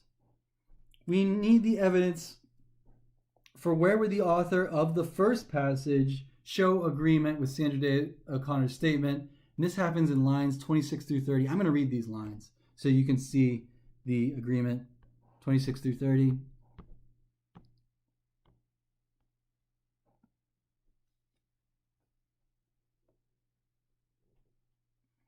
There you go. But after more than 6 years as a federal trial judge, I have not seen any basis for believing that gender plays a role, one way or the other, in any particular judge's ability or willingness to exercise self-restraint with regard to one's own biases. So 19 has to be A. That is the best, 20. 19 is A, but 20 has to be B. That is the best evidence. The part that I just read is the best evidence for this statement. The idea that she would agree with Sandra Day O'Connor's philosophy. And that's it for our passage. Oh, and I wanted to mention this because I don't know if anyone's ever mentioned this to you. So they started with the literature passage. This is what they're calling the global conversation.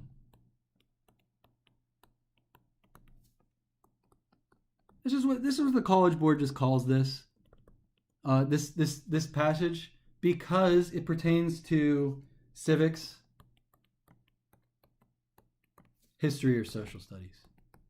This is the historical one. I wanted to clarify because on the reading section there are science passages, There's literature passages. There's the global conversation. This is the global conversation. This was the one that's about civics, history, or social studies.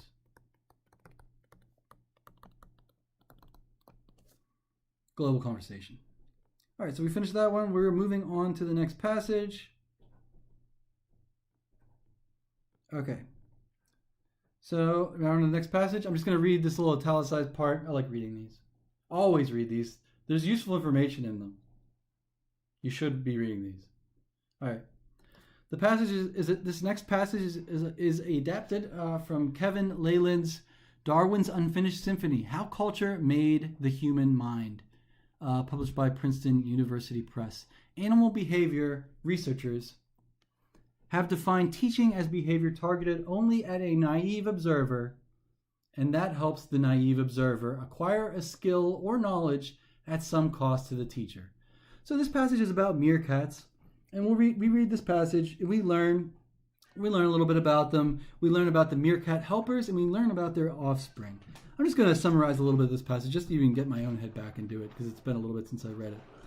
So they eat a variety of prey. They eat lizards, spiders, and scorpions. And so researchers started to realize that the adult meerkats are preparing the food for the pups. So they are either dispatching the food entirely, they're killing the lizards, spiders, or scorpions completely so that the pups can eat them without being harmed or without losing the lizard or whatever, so they can actually get a meal. It seems that initially the helpers, the meerkat helpers, which are parents and older meerkats, older family members within this meerkat family, they help the pups by either killing the prey entirely or by modifying it, by ripping a stinger off of a scorpion, for example. And also, it's connected to the sounds that the meerkat pups make, so that as the pups grow older, the tone of their cry changes to differentiate, and then the helper meerkats will start bringing different prey. So rather than bringing entirely dead animals to these pups, they will bring pups prey that maybe is injured or maybe just has a stinger removed, and they will let the pup dispatch the prey because they have to learn. The pups need to learn so that when they grow older, once they're like 3-4 months old, they do all their own killing. That's what they say. That's what the passage indicates. That after a few months, they no longer need help, but initially they do, and it's related to the sounds they make. The pitch or whatever is different, and the adult meerkats know to start bringing food that's a little more alive, if that makes any sense, in order that these pups can learn. So it's a science passage. I just wanted to summarize it just briefly, just to get my own head back into it more than anything. And we will have to use, it looks like, these graphs for some questions. So let's just jump right into 21. All right, it says the main purpose of the passage is what? They will test you on main ideas. This looks like it's a main idea question, so I'm just going to write main idea here. What is this passage mainly about? Okay. I'm going to just read through some of these answer questions. I'm going to read through answer choice A. I'm just going to go through some answer choices and see if we can throw some of them out, and then maybe we could settle in on one that does express what this passage is fundamentally about, its main idea. Let's look at A. Does the passage mainly versus like a detail? I mean, I should indicate that. Main ideas versus details. We're looking for big picture, broad strokes. Okay. Does the passage mainly raise questions about meerkat behavior that future research may be able to answer? I don't think so. What questions? I don't think that this passage poses any questions that future meerkat researchers are going to answer. I think that they mainly answered their own question, which it seems like the scientists were interested. Okay, so does the meerkat call specifically determine which type of prey that they receive? And it does, because they experimented with it. They played the young pup call versus the adult meerkat call, and that we know what type of critters we get received based on that call. Okay, so, but there are no future questions. It's not a series of questions about meerkat behavior and what it may serve to answer. I think they've answered their question. They sought to seek out, do meerkat helpers teach meerkat based on this very fundamental definition of what teaching is. Did you see this? This is a dictionary definition of teaching. Teaching is this. So the scientists asked themselves, hey, are these meerkats teachers? Could we consider these adult meerkats teachers based on this dictionary definition of teaching a naive observer to acquire a new skill at some cost to the teacher? And they do prove it. They prove that meerkats teach meerkats. So yes, they train the meerkats to dispatch their prey. And how do they do it? They slowly bring them more alive prey that could potentially hurt them. Maybe it has a stinger on it. Maybe it could get away. And this trains the meerkat as they get older. But initially they're given dead offspring more of the time based on the calls that they hear. So they are teaching naive observers, pup meerkats, helper meerkats are teaching naive observers, the pup meerkats, this skill. And they are learning it at some cost to the teacher. You know what the cost is? They do mention what the cost is. I'll see if I can find it in the passage. It's an opportunity cost.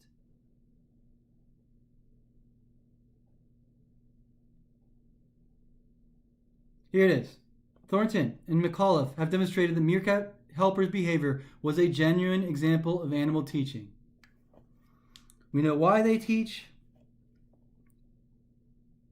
but we also know that it is some cost to the adult meerkats. Adult meerkats lose a little bit. What do they lose? They lose some food because some of the food gets away. That's a cost. So it is at some cost to the teacher. Some food gets away. It takes some time. That's another cost. So certain teachers charge you for the time. Maybe you have a piano teacher. It's the same thing that's going on here. So this takes some of their time, but there's also a cost in the amount of food that escapes. That's mentioned in the passage. So there is a cost. It is genuine teaching based on the dictionary definition of what teaching is. They are C. The main idea of this passage is C. They're describing how their research has furthered scientific understanding of meerkat behavior. Does it B, acknowledge the particular difficulties were involved in meerkat research? What difficulties? I don't know what B would be referring to. Which difficulties? What are we talking about? I think B's out. Does it D, address the limitations of applying research on adult meerkats to the behavior of meerkat pups? No, I think the experiment worked well. I think there were a few limitations. They were able to experiment on both adult and meerkat pups, and I think the experiment showed exactly what they wanted it to. I think D is out. I think there were few limitations. And they weren't really trying to apply adult meerkat behavior and explain that away as being the behavior of meerkat pups. Yeah, D doesn't make a lot of sense. D is out. Let's look at the first lines of the passage. What do they serve to do? What function do they serve? I'm going to read them. Lines 1 through 11. Start the passage. Meerkats are a small carnivorous species of mongoose that must survive in the harsh African desert through coordination and teamwork. So our first sentence is almost a dictionary definition of what a meerkat is. Meerkat pups are relying on food provided by helpers. Yet by 3 months of age, those same youngsters have become entirely self-sufficient at feeding and can handle a variety of different prey, such as lizards, spiders, and scorpions. Okay, so what do those lines of the passage do? Well, I mentioned it starts with pretty much a dictionary definition of what a meerkat is. So I think that is going to indicate one of these answers. Do those lines, A, provide background information on what a meerkat is? Yeah, a dictionary definition of what a meerkat is. And they're young? Yep, even learn that by 3 months they're practically self-sufficient. So that is the main idea of this passage.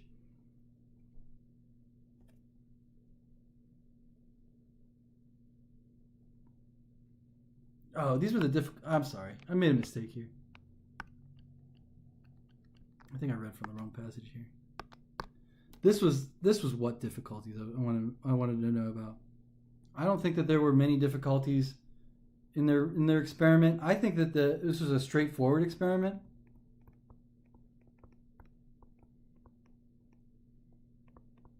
Relatively straightforward experiment.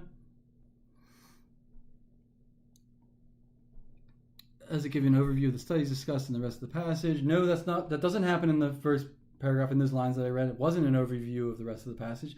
Does it pose a research question that will be answered in the rest of the class? Does it pose a research question that will be answered in the rest of the passage? Nope.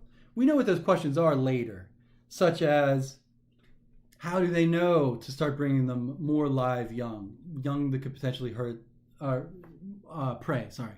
How do they know to bring the pups? Creatures that are potentially alive or potentially harmful. That's revealed later on in the passage. So 22 is A. That's just our background. And A was like basically a dictionary definition of what a meerkat is. So that did give good background on what a meerkat is if you were uncertain. 23. Which choice best supports the idea that adult helpers are capable of assessing individual meerkat pups' skills and adjusting the training they provide based on that statement? Based on that assessment. So this is the idea that they modify the prey. The adults modify the prey. So adult helpers are capable of assessing meerkat pup skills, and they adjust the training they provide based on that assessment by modifying the prey, by killing the prey or disabling it in some way, ripping off a stinger. Let's see if lines C support this idea. I'm going to read lines C 40 through 45. They should work. Here we go. Just going back to the passage. Okay. Indeed, the adults exhibited considerable sensitivity to the performance of pups. So the helpers are watching the pups to make certain that they're getting food or they know what they're doing. They're learning. Nudging prey items if the pups ignored them. So that's one thing that they do. Retrieve escaped prey. If the lizard tries to get away, they'll catch it and bring it back to the pup.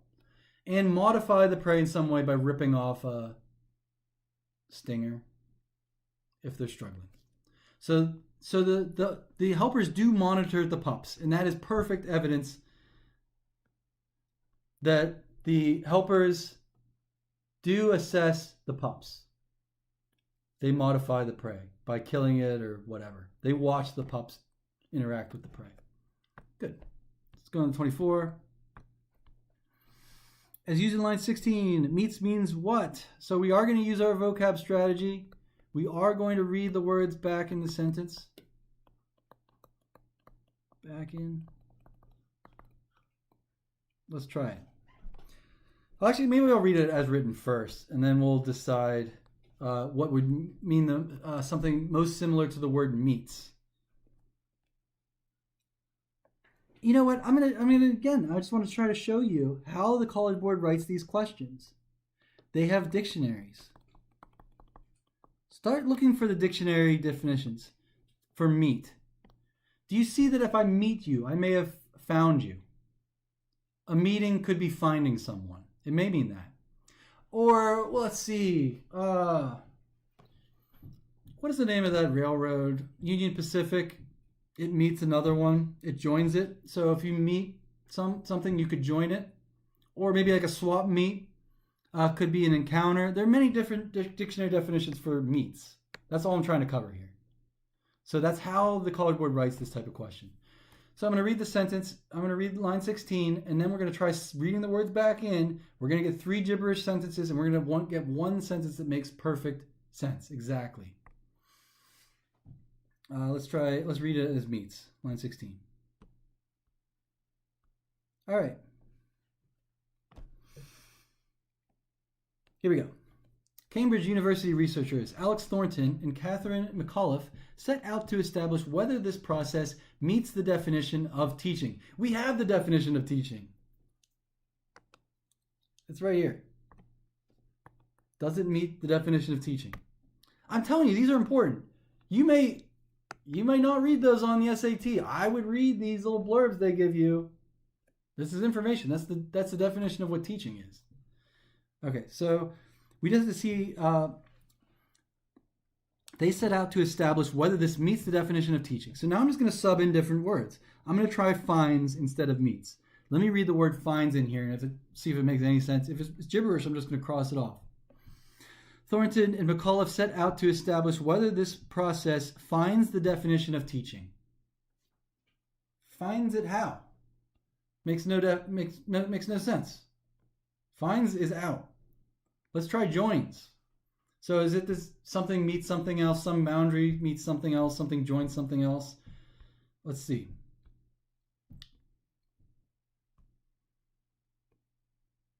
Does joins work in our sentence?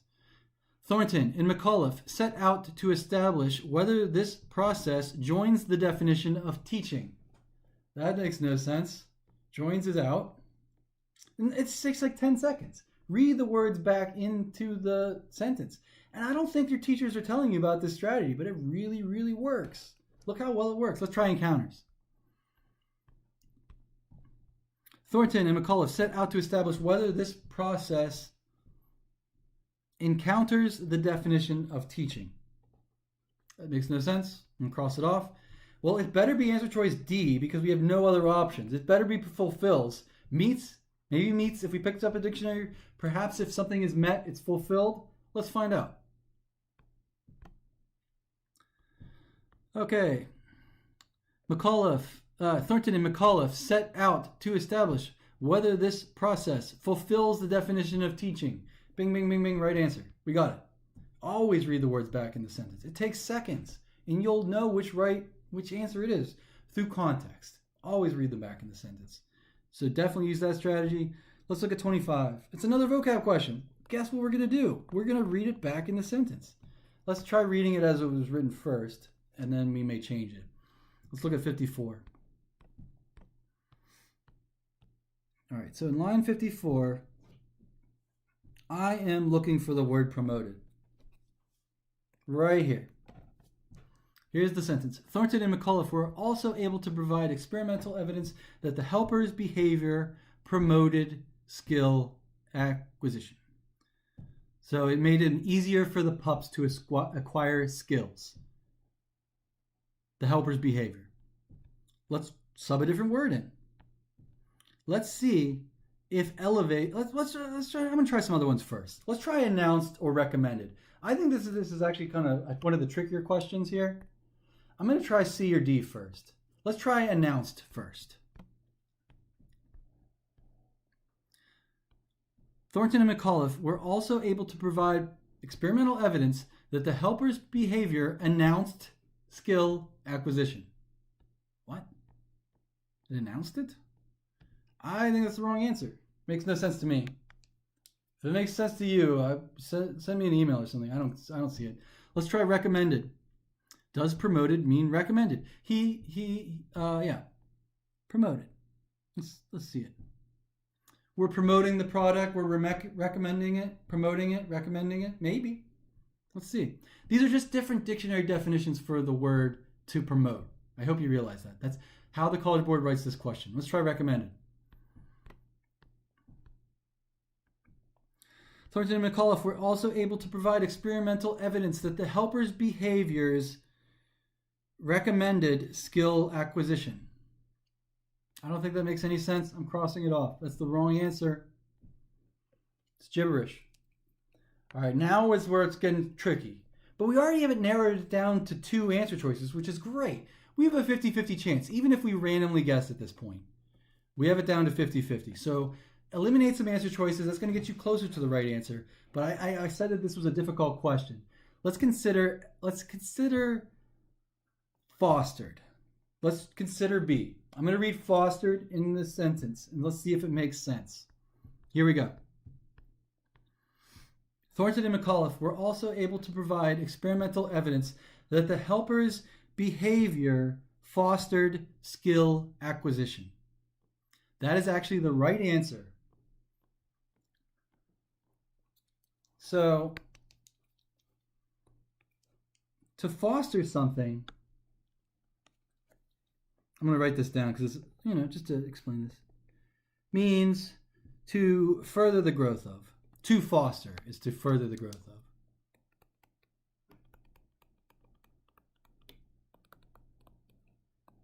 That's just what it means. If you picked up a dictionary it would read something like this: to further the growth of. That's what foster means. And if you think about even the sense of fostering a child, it already has that built into it, that this is kind of the right answer, because this is accurately describing the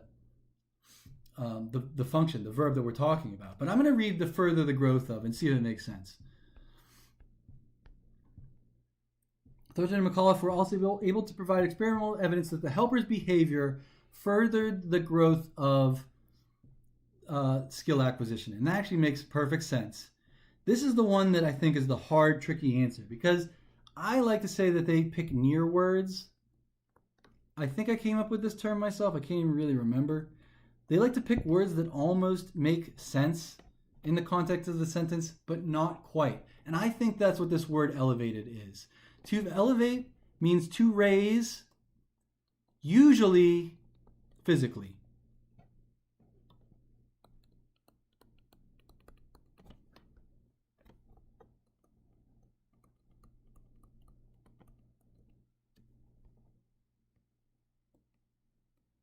All right, so to physically raise something into the sky, they raised the flag, they elevated the flag.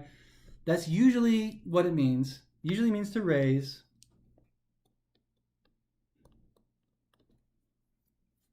To a higher level.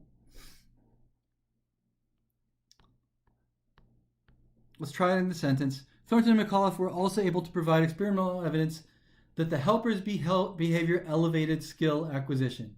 So it almost makes sense, but not quite. Again, when you elevate something, typically it means you physically raise it, like in the air, not bring it to a higher level of growth, which to foster, especially when it comes to young things such as foster children, or in this case, the pups. I think foster is the better answer choice in here. And that's what this comes back to something. This goes back to our near words, but it's something that the College Board does say. They do indicate this, that on the SAT, you are to select the most correct answer. Right? So even if an answer is close or somewhat correct or almost correct, we are to select the most correct answer, which is to foster something, to promote its growth, to promote its growth and skill and acquisition. Facilitate skill acquisition. So and I know there's a subtle distinction. They love the subtlety. They like the College Board loves this most correct answer thing. They like the fact that they purposely picked words that would almost make sense, but not the best sense. Does that make sense? They pick words that would almost work, but you could find a better word. If you thought about it, and you thought about these meerkats, and maybe you're a naturalist, maybe you're a biologist, maybe you're writing about them, I think we are fostering skill acquisition, not elevating it. Again, usually it means you're physically raising something. That is the first definition for that word. To elevate means to physically raise into the air. And then those later definitions about raising things. I'll give you another to elevate. Well, I've just been considering this word today. You can elevate a pawn to a queen, or maybe a cardinal to a bishop in an ecclesiastical setting.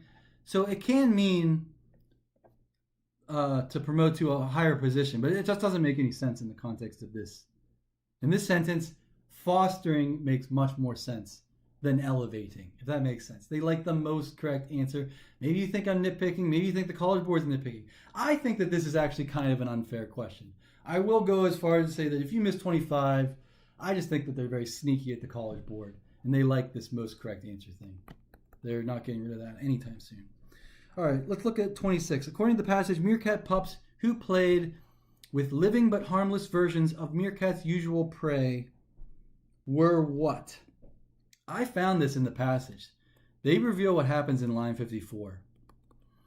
So in the passage, meerkat pups who play with living but harmless creatures. Let's see what happens in line 54. Pups that were artificially given additional opportunities to handle live, stingless scorpions subsequently outperformed siblings that had been given dead scorpions. So it's much better to be giving a partially alive scorpion than a dead scorpion when you are at this very important stage in your life as a meerkat pup, showing that the opportunity to practice on disabled but live scorpions facilitates skill acquisition. You can't just be dead scorpions. So certainly it's probably helpful that there are some dead scorpions, but at a certain point they need to be practicing on the live thing, even if it's been disabled, so it can't really hurt you, but you can still learn the qualities, you can still learn these capabilities that you are going to need as a meerkat. So this is the idea that they need this opportunity to play with the disabled but live scorpion in order to facilitate skill acquisition. So the pups were more skillful. The meerkat pups who played with living but harmless versions of meerkat's usual play were more skillful at handling intact prey than when the pups that were just given dead prey. So the ones who were just given only dead prey did not develop the handling skills that the other pups would develop as easily. Pups that were artificially given these opportunities outperformed the others that just had dead ones. Okay, so still going along, still mostly just reading comprehension. Did you understand this passage? I found where the evidence for this one was. The evidence for C is in line 54. Let's look at 27. Which statement about the provisioning of prey to meerkat pups can most reasonably be inferred from the passage? Keep in mind, some of these things may not be in the passage at all. I'm going to read A. Let's see if this is in the passage. Does this happen? Typically, young meerkat pups who are being instructed do not immediately consume prey that has been provided by the adults. This is not in the passage. The passage never makes this claim. Just going to make a note here. Not in the passage. A is out. Is B in the passage? Young meerkat pups can safely interact with prey that has been provided by a helper only after the helper has killed it. You know what? Answer choice B is out because of this word only. Because we know that as long as the helper meerkat provides a disabled piece of prey, then it's okay. So it's not only after it's killed it, or dispatch. Sorry, not dispatch. Dispatch does mean kill. Modify. Or modified. That's what I wanted to say. Or modified in a particular way. Remove the stinger. All right, let's look at C. As an element of the training process, helper meerkats provide a greater variety. Interesting. Of prey to younger pups than they do to older pups. You know what? This is not in the passage. You know what the passage says their prey is? 3 things. Lizards, spiders, scorpions. That's their prey. It's 3 things. There's no greater variety. An element of the training process. Helper meerkats provide a greater variety. Is there any indication that these older helper pups are going and finding anything that isn't a lizard, spider, or scorpion. Nope, C is out. It's not in the passage. The passage never makes this claim.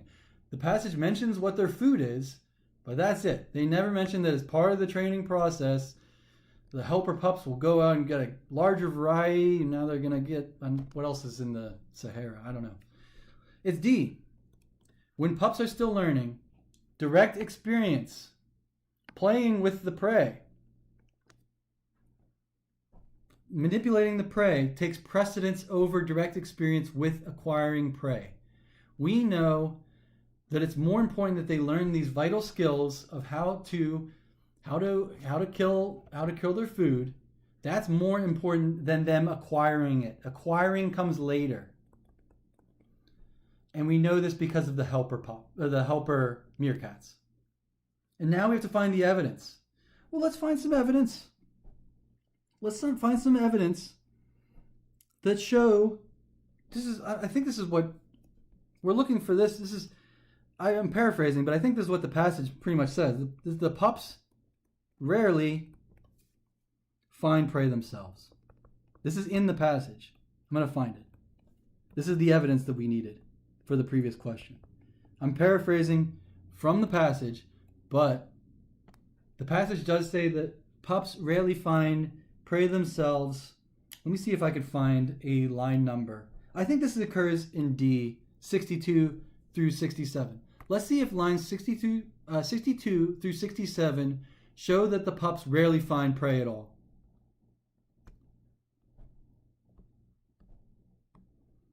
Going back to my passage. Here we go. A clue as to why helpers teach is found with the observation that pups very rarely find mobile prey themselves. Well, there you go. So, learning this skill is much more important than finding the prey. Finding the prey comes later because of the helper meerkats. The helper meerkats will bring the food in, and it's just up to the pups to learn how to kill the food. So that was our evidence. That was great evidence. The pups rarely find food themselves. The direct manipulating of the prey takes precedence. Finding prey comes later. According to Figure 1, in groups with young pups, approximately what proportion of prey is provided intact when the helper meerkats hear an old pup's call? So I'm just going to turn to Figure 1. In groups with young pups, what proportion of prey is provided when the helper meerkat hear an old pup's call? So basically they're just asking you, can you read a basic bar graph? This is a pretty basic graph. I'm going to look at it. We're looking at Figure 1. So they said in groups with young pups, and we were talking about the old pups, what is the proportion of prey provisioned intact? Looks like 0.45, I think. Let's see if that's an answer choice. Is it 0.45? Yep, it is. It's C. So can you read a basic graph? All I did was find Figure 1, groups with young pups, and then I found the old pups bar, and I got a 0.45. So can you read a basic bar graph? Not too bad. The information in Figure 1 best supports which claim made in the passage about helper meerkats and the prey they provide. All right, so I'm just gonna look through some answer choices. Answer choice says A. In groups with young pups, meerkat helpers will reposition prey if the pups ignore it initially. Can the graph even show this? It can't. That's not what the graph shows. I'm only looking at Figure 1. There's nothing in here about them repositioning the prey. We know about them provisioning the prey. We don't know about them provisioning prey. You see that? If they ignore it initially. That's not in our graph. I'm just going to write that this information could never be contained in Figure 1. just because it's not there. That's not in figure 1. It doesn't show groups with young pups. Meerkat helpers will reposition prey if the pups ignore it initially. Our graph can't show that. Let's look at C. If young pups allow prey to escape, helpers will retrieve the prey and further reduce its ability to escape before returning to the pups. Now, we've read the passage. We know that that happens. We know that the helpers will attempt to retrieve the prey, but it's not in the graph. The graph cannot show this. Not in figure 1. It can't do it. It just can't. That was C. If young pups allow prey to escape, helpers will retrieve the prey. Our graph can't show that. I'm looking at figure 1, and I'm trying to wonder, how can this graph show me that if young pups allow prey to escape, helpers will retrieve the prey? That's not what this figure shows. So it's out. All right, does it show D? When pups are allowed to practice on disabled prey, they become more adept at handling intact prey. That may be true. Can figure 1 ever show that? Nope. Figure 1 is incapable of showing that because that's not the data that figure 1 shows. What does figure 1 actually show? I'll show you. Figure 1 illustrates that in groups with old pups, meerkat helpers are more likely to provide dead prey in response to the calls of young pups than in response to the calls of old pups. I'm just going to confirm that. Is this true in our graph? In groups with old pups, do the helper meerkats, are they more likely in response to the calls of young pups to provide dead prey? Let's take a look at our figure. I think they are substantially more. All right, so I'm looking at in groups with old pups. So I'm looking in this column. Groups with old pups. Meerkat helpers are more likely to provide prey in response to the calls of young pups than in the... they're more likely to provide dead prey in response to young pups. 0.7. They're 0.7 at provisioning dead prey, compared to the much less 0.19, I guess. I'm going to say this is 0.19 versus the much more substantial 0.7. So significantly more. So in groups, this is this one. In groups with old pups, meerkat helpers are more likely to provide dead prey in response to the calls of young pups than in response to the calls of old pups, which makes sense. That's exactly what the passage claimed would happen, so it makes sense that the figure would reflect what's going on in the passage, in the experiment. And it does. So everything's good. So just realize, be aware of what can the graph show me? What can the graph show? What can't it show? Any of A, C, and D, these figure 1 physically can't show any of this information. It can't show about them repositioning prey because there's no data about it. So just keep in mind of what your figure is capable of showing when you're answering these types of questions. According to figure 2, the proportion of prey found by a meerkat pup is closest to 0.2 when the pup is what? Let's figure out how old this pup is when it's 0.2. 0.2, 70 days old. Can you read a basic graph? You're going to need this in college. I think the College Board just wants to know, can you read a graph or chart if your life depended on it? Could you realize that a 0.2 on the graph correlates with a pup that is 70 days old? Can you read a basic figure?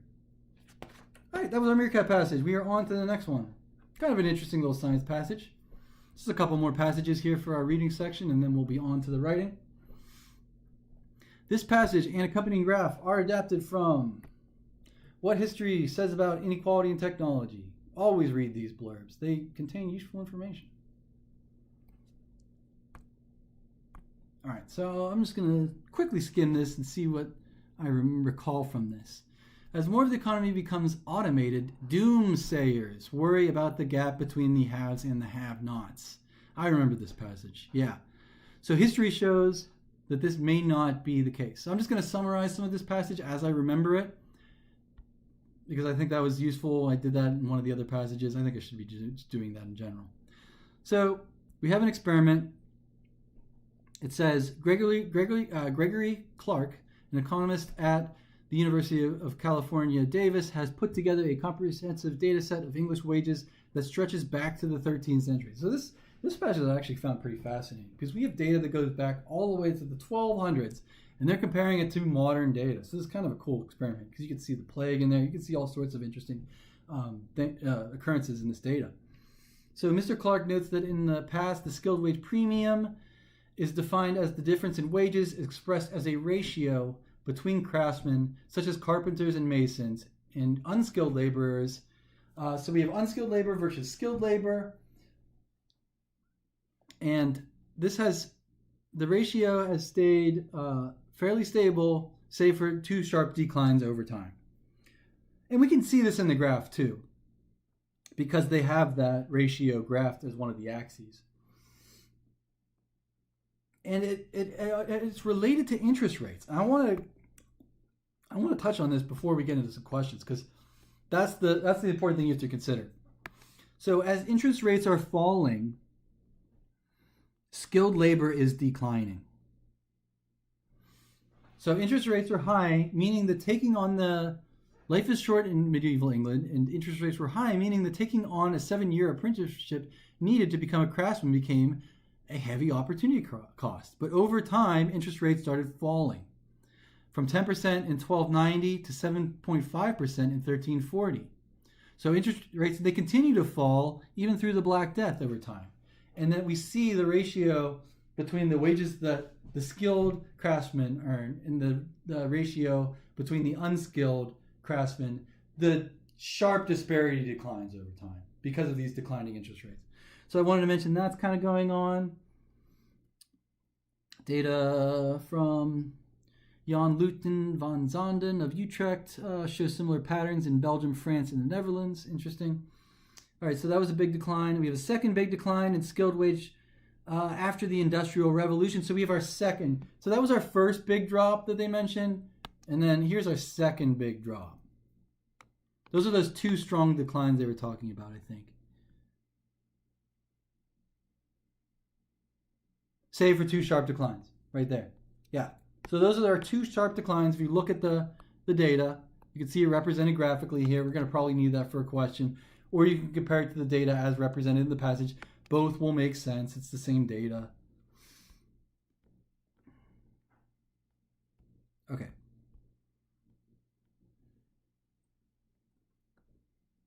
Okay, so I'm still kind of just summarizing what's going on in this passage. Okay, so the ratio started to fall in the 1800s. Okay, the next big jump was the Industrial Revolution. So this really leveled the playing field between skilled labor and unskilled labor because there suddenly was a greater demand for unskilled labor than there had been ever before. They didn't need people to make entire articles of clothing from scratch. They needed them to run a machine. They didn't need to make all of the single parts of a rifle. They needed to make one part on an assembly line.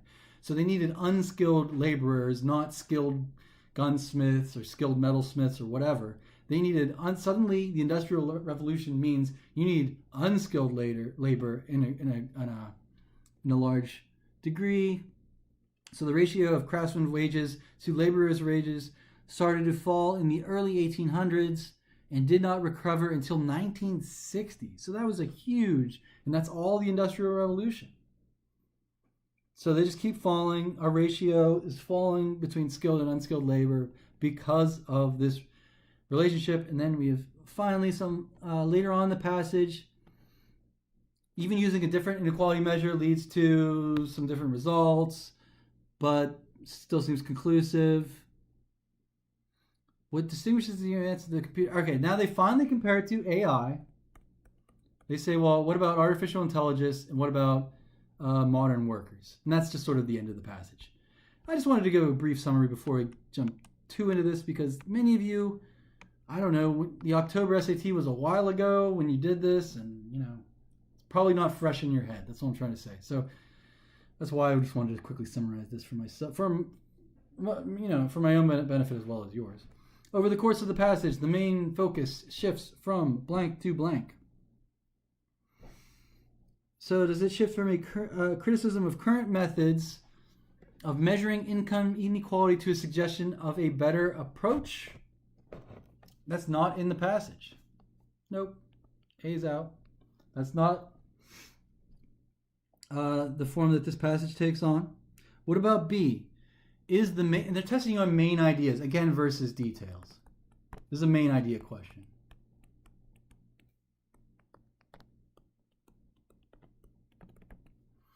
Okay, so B, is it a discussion of historical trends in income inequality to an analysis of more recent ones? Bingo, 100% what it is. All the way back to 1290. We have data all the way from 1290. So I would say that's historical. We can go all the way back well into the Middle Ages. And we have data as recent as 1960, I think. So we have some modern data too. So it is a discussion of historical trends in income inequality to an analysis of more recent trends all the way up to the present day, or modern times, I guess. I mean, our graph does have data beyond 1960. So I think that we could just say that it's a study of this to contemporary times. C, is it an overview of patterns in income inequality to an inquiry into the causes of this inequality? No. It's not an overview of the patterns in it's not an overview of the patterns of income inequality and then suddenly a mention of the causes of the income inequality. They mention the causes of the income inequality right at the start. Right at the beginning, we know why there's income inequality. What's the reason? We have unskilled labor, that's one type of labor, versus skilled labor. So we know the reason immediately. We know the reason why we have a difference in income inequality. So there's no real inquiry into the cause of that inequality. We know the reasons. We know that it's related to skilled versus unskilled labor, and we know that interest rates play a part. We know the technology plays a part. C is out. Is it D, an analysis of the skilled wage premium to a critique of other related measures? That's more of a detail versus a main idea. So yes, this is in the passage, but this is more of a detail. So the passage does use the skilled wage premium, and then it does mention another related measure, this measure, but that's more of a detail. That is not the main idea of the passage. And this was a main idea question. They were asking you about the main idea of the passage, not a detail. So I'm saying that this is a detail. I think we wanted the main idea. So D is out as well. It's more of a detail. Let's look at 33. In the context of the passage as a whole, the phrase doomsayers worry in line 2, that serves primarily which function? Okay, so I'm just going to go through some of the answer choices, and let's see if we can figure out what's right. Let's consider C first. Does this part about the doomsayers in line 2 emphasize the full urgency of a contemporary problem? Let's see. I'm going to read this line. Just reading from line 2. As more of the economy becomes automated, doomsayers worry that the gap between the haves and the have-nots will only grow. So that's what doomsayers would say. History shows, however, that need not necessarily be so. So, does that line about the doomsayers does that convey the full urgency of a contemporary problem? No. This answer choice C misses the irony of calling them doomsayers. Misses the irony. Because he's calling them doomsayers, but he's trying to downplay. As more of the economy becomes automated, doomsayers, people would predict the world. Every day someone's going to tell you that the world is ending. Doomsayers worry. History shows, however, you need not worry.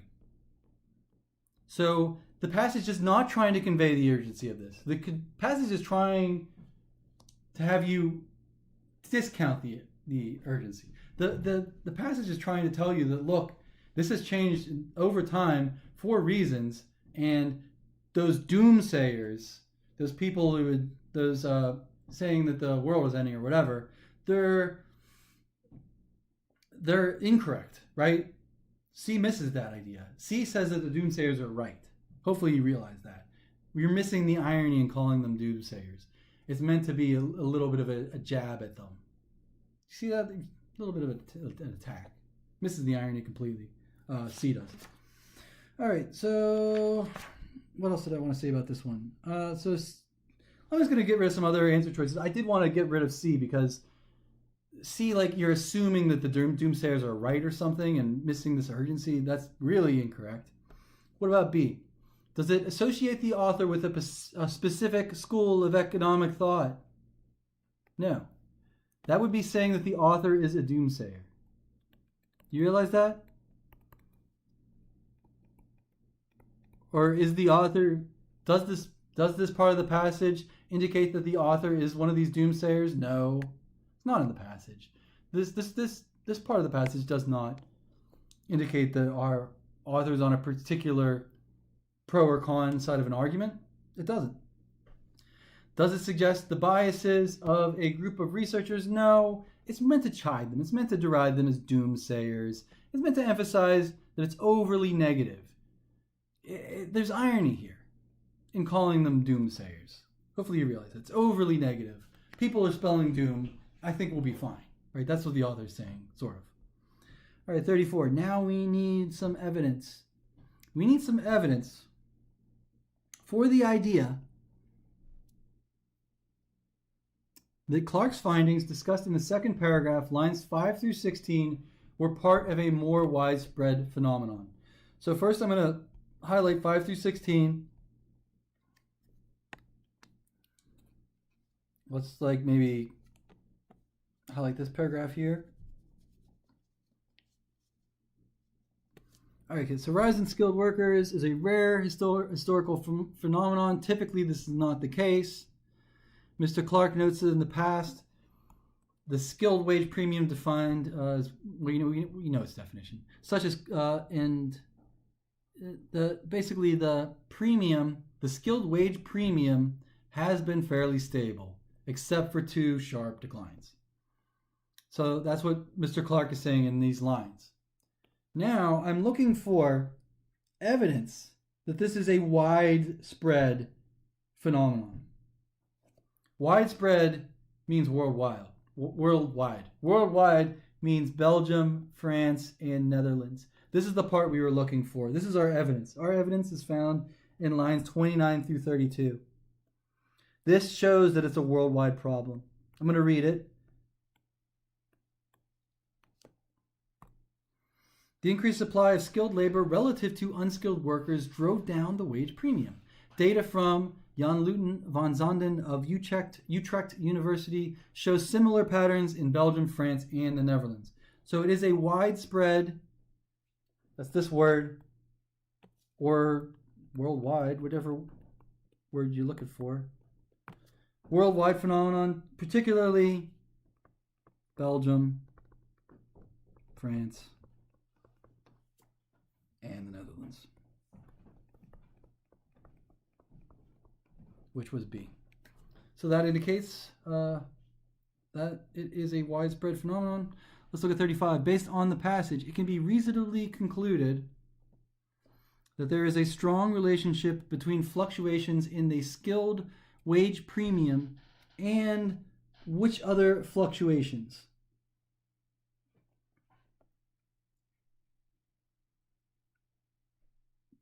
Okay, I'm just going to reread this. Based on the passage, it can be reasonably concluded that there is a strong relationship between fluctuations in skilled wage premium and fluctuations in the balance, D, of skilled laborers to unskilled ones as a percentage of a particular country's labor force. They are related. They are 100% related. And for example, I made a little note here. We would expect that a higher percentage of unskilled labor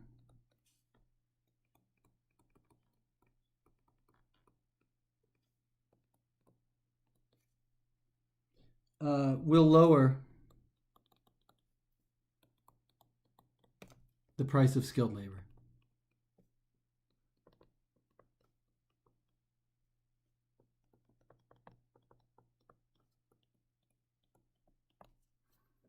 Okay, so they are related. All right, I'm going to reread this whole thing and then reread my sentence.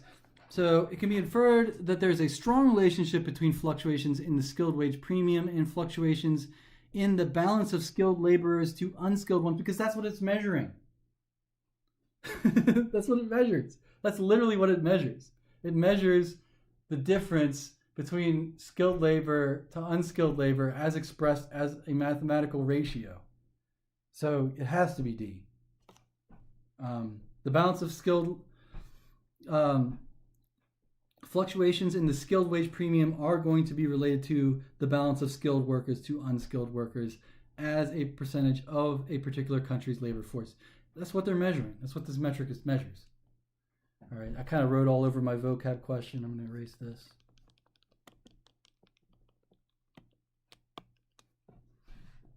All right, try to. Okay, so we have a vocab question, of course. I'm going to try to figure out what captured means in the context of this sentence. So let's quickly just pretend we have a dictionary. I'm going to pretend on the College Board. Do these look like dictionary definitions for the word captured? I captured somebody. I apprehended him. Sure. Maybe capturing something in a particular game means acquiring it. Maybe. Or finding it. Capturing it in that sense.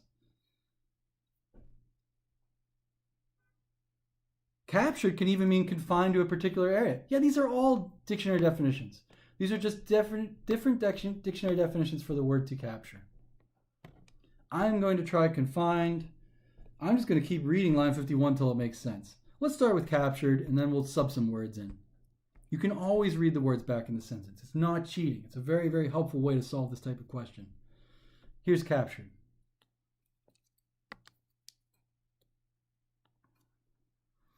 The share of earnings captured by the top 1% reached a high in around 1870. I am going to try reading in the word confined instead of captured. The share of earnings confined by the top 1% reaches a high in around 1870. That makes no sense. A's out. It's not confined. Let's try found. Try found. The share of earnings found by the top 1% reached a high in around 1870. I don't think that's how earnings are actually earned. Finding them? I think we come up with a better word. The share of earnings found, they're not finding their earnings. They're earning them. We got to come up with a better word. They're definitely not finding them. Finding means I came across something on the street. They're not finding their earnings. Let's try apprehended. Found doesn't seem right. Let's try apprehended. The share of earnings apprehended by the top 1% reached a high of whatever. Makes no sense. So the police apprehended the suspect. They threw him in the slammer. That makes perfect sense. You apprehending your earnings makes 0 sense. That's why I like reading the words back into the sentence. It's a really good way to figure out that this one is D. I'm going to read acquired in this sentence. It's the only one that makes sense. Let's go. The share of earnings acquired by the top 1% reached a high in around 1870. So I don't think that they're finding their earnings. That's like a near word. That's back to my idea of near words. They're like words that almost work. You finding earnings almost makes sense. You acquiring them sounds more sophisticated. That sounds like what is actually going on. You know, you're not just finding them on the street. You're acquiring them. Makes more sense. So that was a vocabulary question. You can always read the words back into the sentence. Just a few more for this passage. Let's look at 37. The passage most strongly suggests that major advances in technology are likely to result in what? Well, it's AI that they're talking about. So they are referring to artificial intelligence. This is going to have an effect on the workforce during your lifetime. You're going to see fewer white-collar jobs during your lifetime because of artificial intelligence. That's what these scientists seem to think, and they would know. They're the ones studying it. So they're talking about AI, and this is in line 59 through 60. I'm going to read line 59 through 60 where they mention what role technology may play a part in the phenomenon that they are discussing. Lines 59 through 60. Here we go.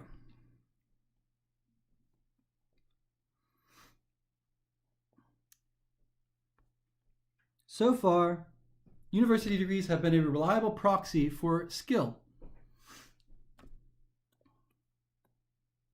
But this may change like white-collar jobs. So that one is D. 38. This was the evidence. This is the same part that I just read from right here. Here's our evidence. Those were lines 57 through 60 I read from. We talked about the AI and that sort of thing. So there was our evidence. 39. It can be reasonably inferred from the discussion of projections from the U.S. Bureau of Labor Statistics in line 60 through 64 that over time, university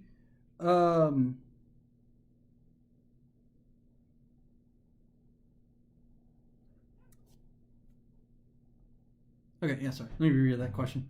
Got distracted. It can reasonably be inferred from the discussion of projections from the U.S. Bureau of Labor Statistics from lines 60 through 64 that over time, university degrees may become weaker indicators of employability. That's the idea of white-collar jobs.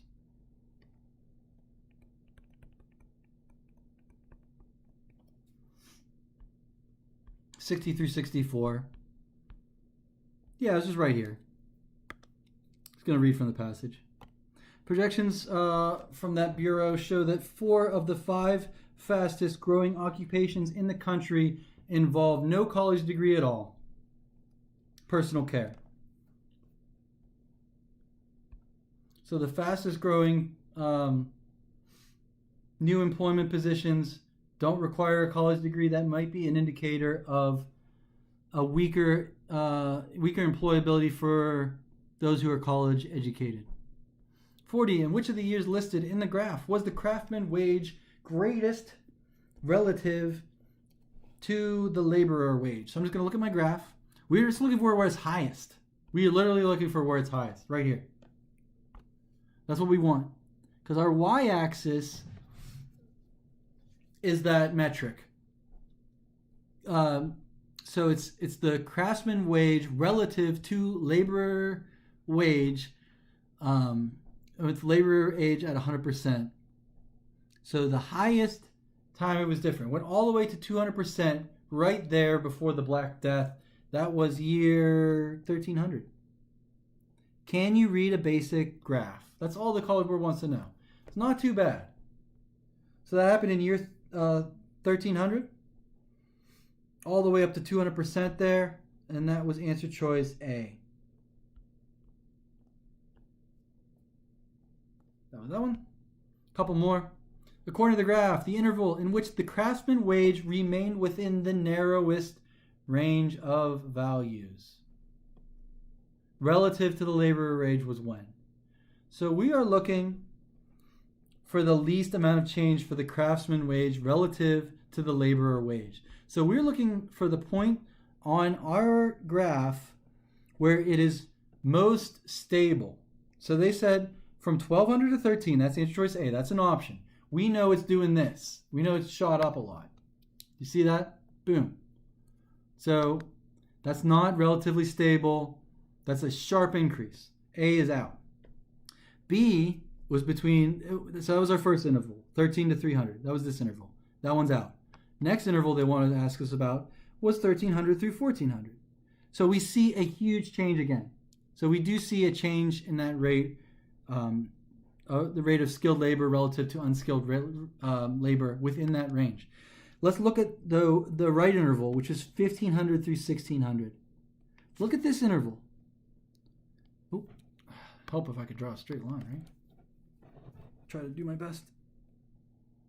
That's better. 1500 through 1600. So that was an option. But 1800 to 1900 was also an option. But look how much this fluctuates. This is going sharply down. Right here. This shows a decrease. The most stable it was right here, when it's practically flat. That was our stability point. That was the point where the ratio between skilled labor and unskilled labor was the most stabilized.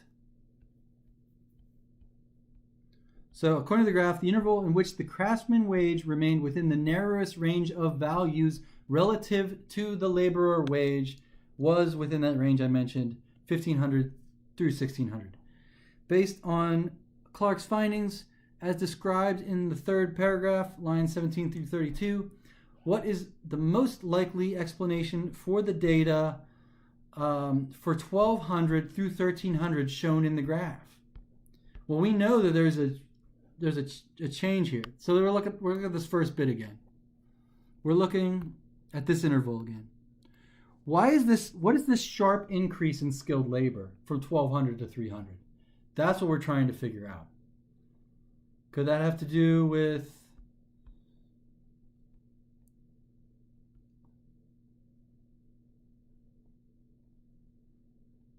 Okay, let's consider some answer choices, and we can eliminate some of them probably. Let's consider A.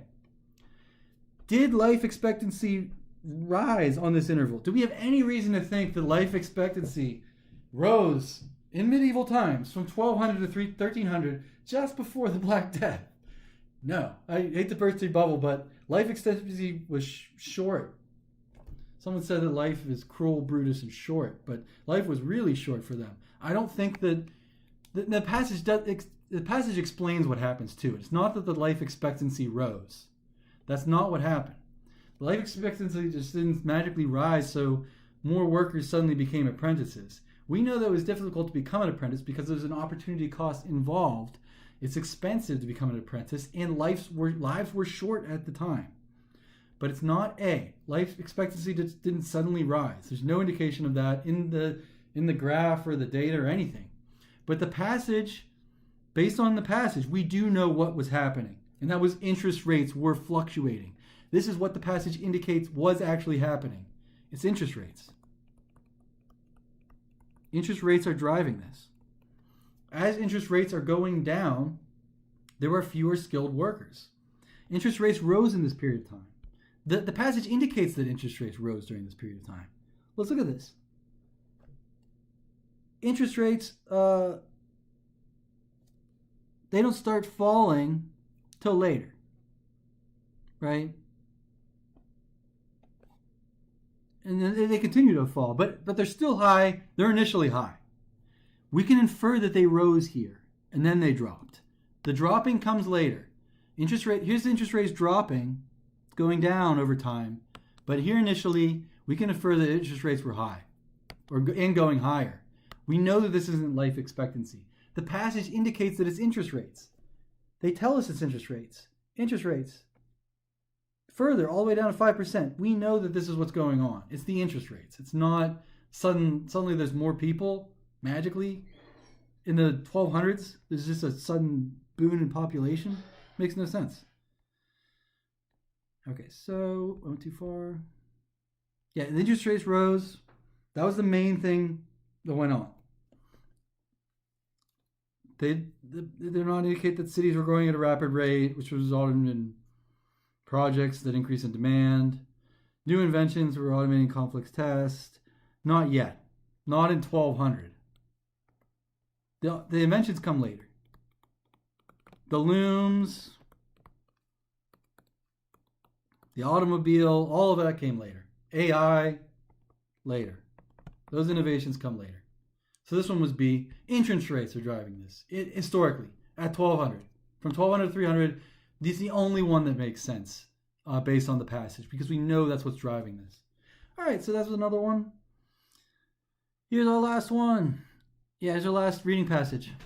I'm going to read this part because it always tells me, I always said we should read this. This passage is adapted from Oliver Morden, Eating the Sun, How Plants Power the Planet. Phytoplankton are photosynthesizing microscopic organisms that live near the surface of oceans and lakes. This is an interesting passage too. So I read this passage. You probably read this, back in October. I found it interesting. I'm going to do my quick summary of this just to get us all back on what this passage is about, and then we'll talk about it. So CO2 levels during the ice ages vary with the extent of ice, and it turns out that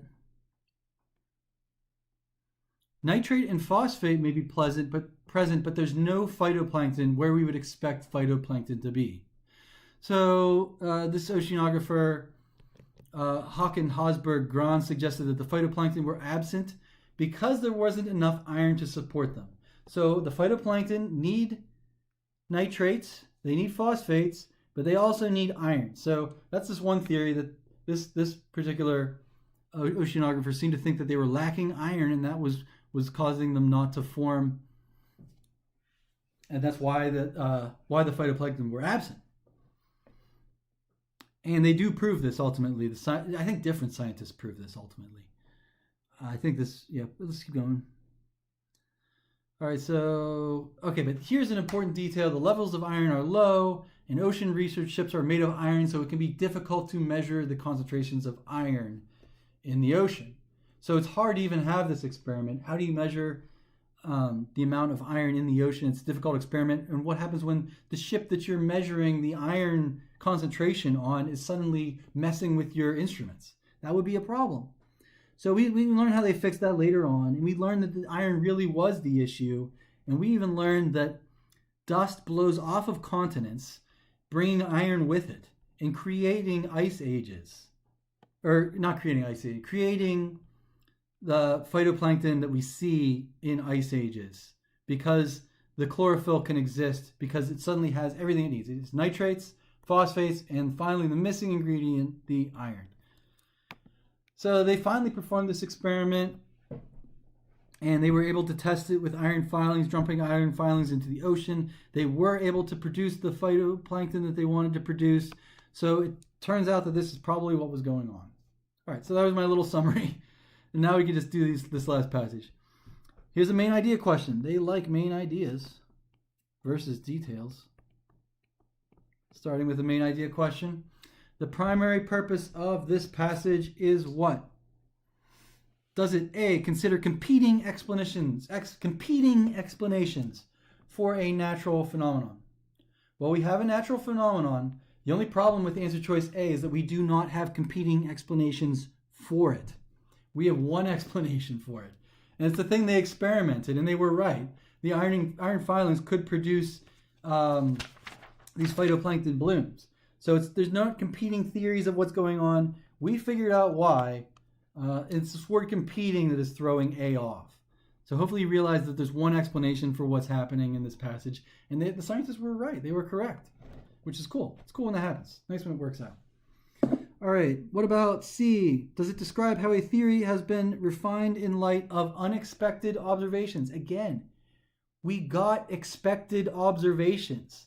I don't think the passage mentions unexpected observations. They saw the phytoplankton blooms that they were looking for.